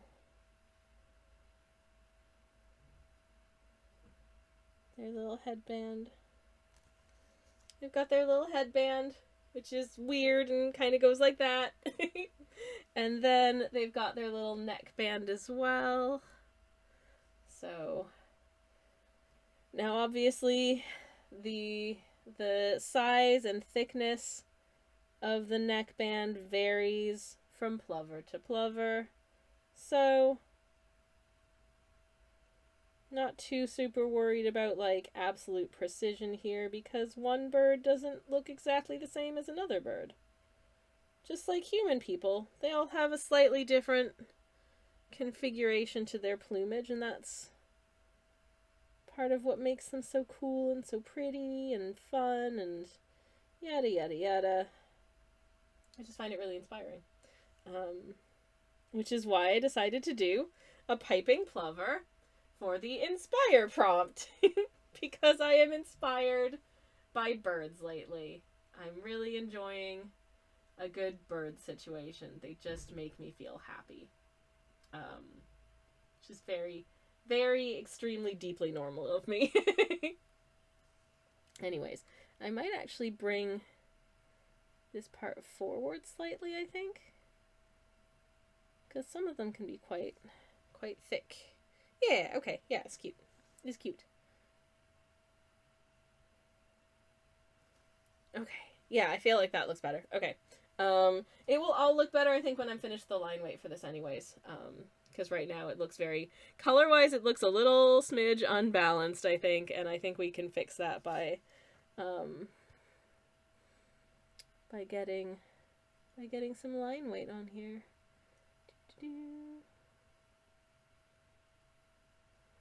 There we go. Yay! I mean, for one thing, it's got a proper this stupid little face. I love it so much. Anyways, sorry to be so positive about my own artwork. I just really love these birds, and I've wanted to paint one for so long, so this is just very much fulfilling a need of mine. Like, fellow artists, do you ever just really need to, like, draw or paint a thing, and then you get to draw or paint the thing, and you're just like, yes, I feel so much better now? Or is that just me? I don't know. I honestly don't know. But sometimes I do. Sometimes I'm just like, man, it's gonna bother me if I don't do this artwork, so I better do it. So I suppose thank you to Grays for giving us the inspire prompt, which enabled me to just paint whatever inspired me. And I was inspired to do a bird because I think they're neat. Little knobbly knees. Okay. Gonna go a little sideways here for a second. And also, what are y'all up to this weekend? I am not here tomorrow, so I can't ask the weekend question tomorrow, so I'm gonna ask it now. What are y'all up to this weekend? I have hopefully a fairly quiet weekend ahead of me, because I have a very busy Friday. I'm probably gonna be very pooped by the end of it. I'm looking forward to my Friday, don't get me wrong. It's gonna be good. I will not be streaming, I'm afraid, because I will be away. But hopefully getting some good things done while we are away, which would be nice. Okay. Alright. Happy little bird feet. I think it's so nice when you're positive about your artwork, says Theo. Oh, thank you. It feels weird saying nice things about oneself, but sometimes you just really do feel like, you know, this piece is coming together. I feel good about it. And it's nice to have that for at least the period of time before it's time to, like, share your artwork on the social media feeling bad about yourself machine. I feel like it's nothing new for me to say that, like, over the last little while it's felt like, especially Instagram, it just feels like a feeling bad about yourself machine a lot of the time for me.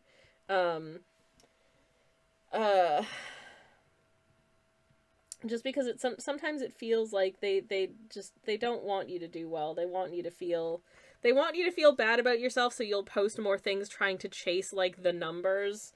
And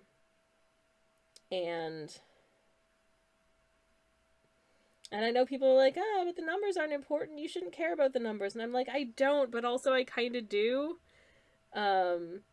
Less so just for validation, but also just because there is a business aspect to this, and I would like people to be able to see my art and then decide whether or not they want to, I don't know, own a sticker of that chickadee.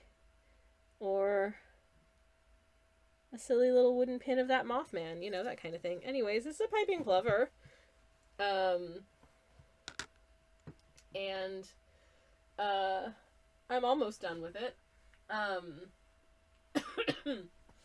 Instagram sent me a message, says Theo, saying, hi, we're going to steal your words and your pictures and use it for AI. You can complain by sending us a message, and if it gets approved, maybe we won't. Yeah, I got the same thing. I mean, everybody did.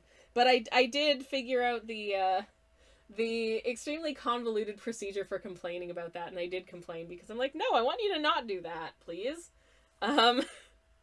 Like, please not do that. And then they were like, okay, we'll not do that. So hopefully that holds. There was like an open letter from like the art community that's been going around that's like, hey, AI is bad and it sucks, and there need to be more robust protections against like art stealing robots, please. And hopefully there's some pretty prominent names on it, and I don't know if that will make a difference at all. But I did sign it anyways because, you know, I agree. Please don't, you know, I do not consent to my work being thieved for bad people who lack imaginations art stealing robots. Okay, I've just added some little textures in and around the beach just to make it feel a little bit less and one other thing I'm gonna do is, because we've got a shorebird here, I'm just gonna, not to mention surveillance, says Theo. I don't like it. I'm just gonna pop a couple little seabirds off in the distance. These three are a throuple. Actually, I don't know, but I think that would be cute. Why not? I'm constantly making characters be dating. I don't know. I just think love is cute. Or, you know, if they're not dating, then at the very least there's like friends. I just think that love and friendship and that kind of thing is real cute, okay? It just makes me feel happy. Okay, I popped some seabirds off in the distance because, you know, it felt thematically appropriate for this piece to do it. Maybe I'll just one more. Okay. All right, that's enough seabirds. I think that's enough plover. So, for now, because I teased before that at some point I'm going to do some kind of just like sticker sheet or just assembly of burb. Just a big canvas full of paintings of shorebirds. And I'm just going to name it I'm a Plover Lover or something, because I am. Anyways, this is the piping plover. It is a bird that was found in nearly threatened numbers near where I lived when I was growing up in Canada. And as such, I have a real sort of nostalgic fondness for this bird in particular. That was really fun to do. This is an incredibly simple, sketchy piece of an artwork, but I hope people like it. And then this was for today's prompt, which was luck. And it's just a little tanuki having a quiet time in the forest. But the tanuki wishes you the very best of luck. I'm going to call it there for today because I am late and I have to go cook dinner. So thank you for hanging out with me today. Thank you, my auto command timer, for very timely sticking a stupid message up in chat. But we're going to take a little look-see and see who we can find who is live right now, and that we can do a little raidy raid on, because I think that would be a very nice thing to do. Who's doing stuff? Who's doing stuff who we have not raided in a little while?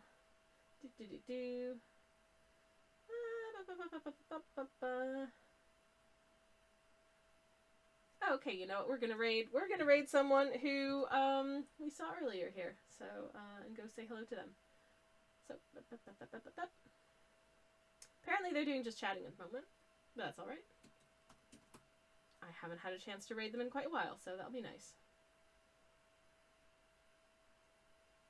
Well, it's only 62 sleeps to Christmas. Why would you say such a thing? Anyways, so there we go. I don't like this thing that's happening now where it's like, oh, let this person know that you want to collaborate. It's like, I don't want to collaborate. I want to stop streaming. I don't want to accidentally press the collaborate button and have somebody be like, what the hell are you talking about? No, it's not a good time. And have them have to sort of be awkward about it. I'm going to put, this is a bird emoji that I have. I'm going to put the kiwi emote in the generic raid message because we were working on bird today, among other things. And it's the bird emote that I have. Kiwi, go plap, plap, plap, plap, plap. We're raiding Beth because Beth is neat. I don't know what she is going to be doing today, but she's fun, and yeah. Anyways, thank you so much for hanging out with me today, everybody. I had a lovely time. We did 2 paintings, which I feel pretty proud of, and yeah, I will be back on Monday because I am not streaming tomorrow. So in the meantime, I really hope that you have a wonderful, wonderful Friday and a fantastic weekend as well, and a good Thursday night for that matter, if it's still Thursday night where you are. And yeah, thank you so much for hanging out with me today. I had so much fun. Thank you to the lovely people who raided us today, to Struble and to Evelinka for the raids. I really appreciate you as well. And yeah, for everybody else who's just hanging out, it's been great. I love you all. Hope to see you again soon. Have a beautiful weekend. Take care, everybody. I am taking way too long to say goodbye, so I'm just gonna leave now. Goodbye, everyone, and good night.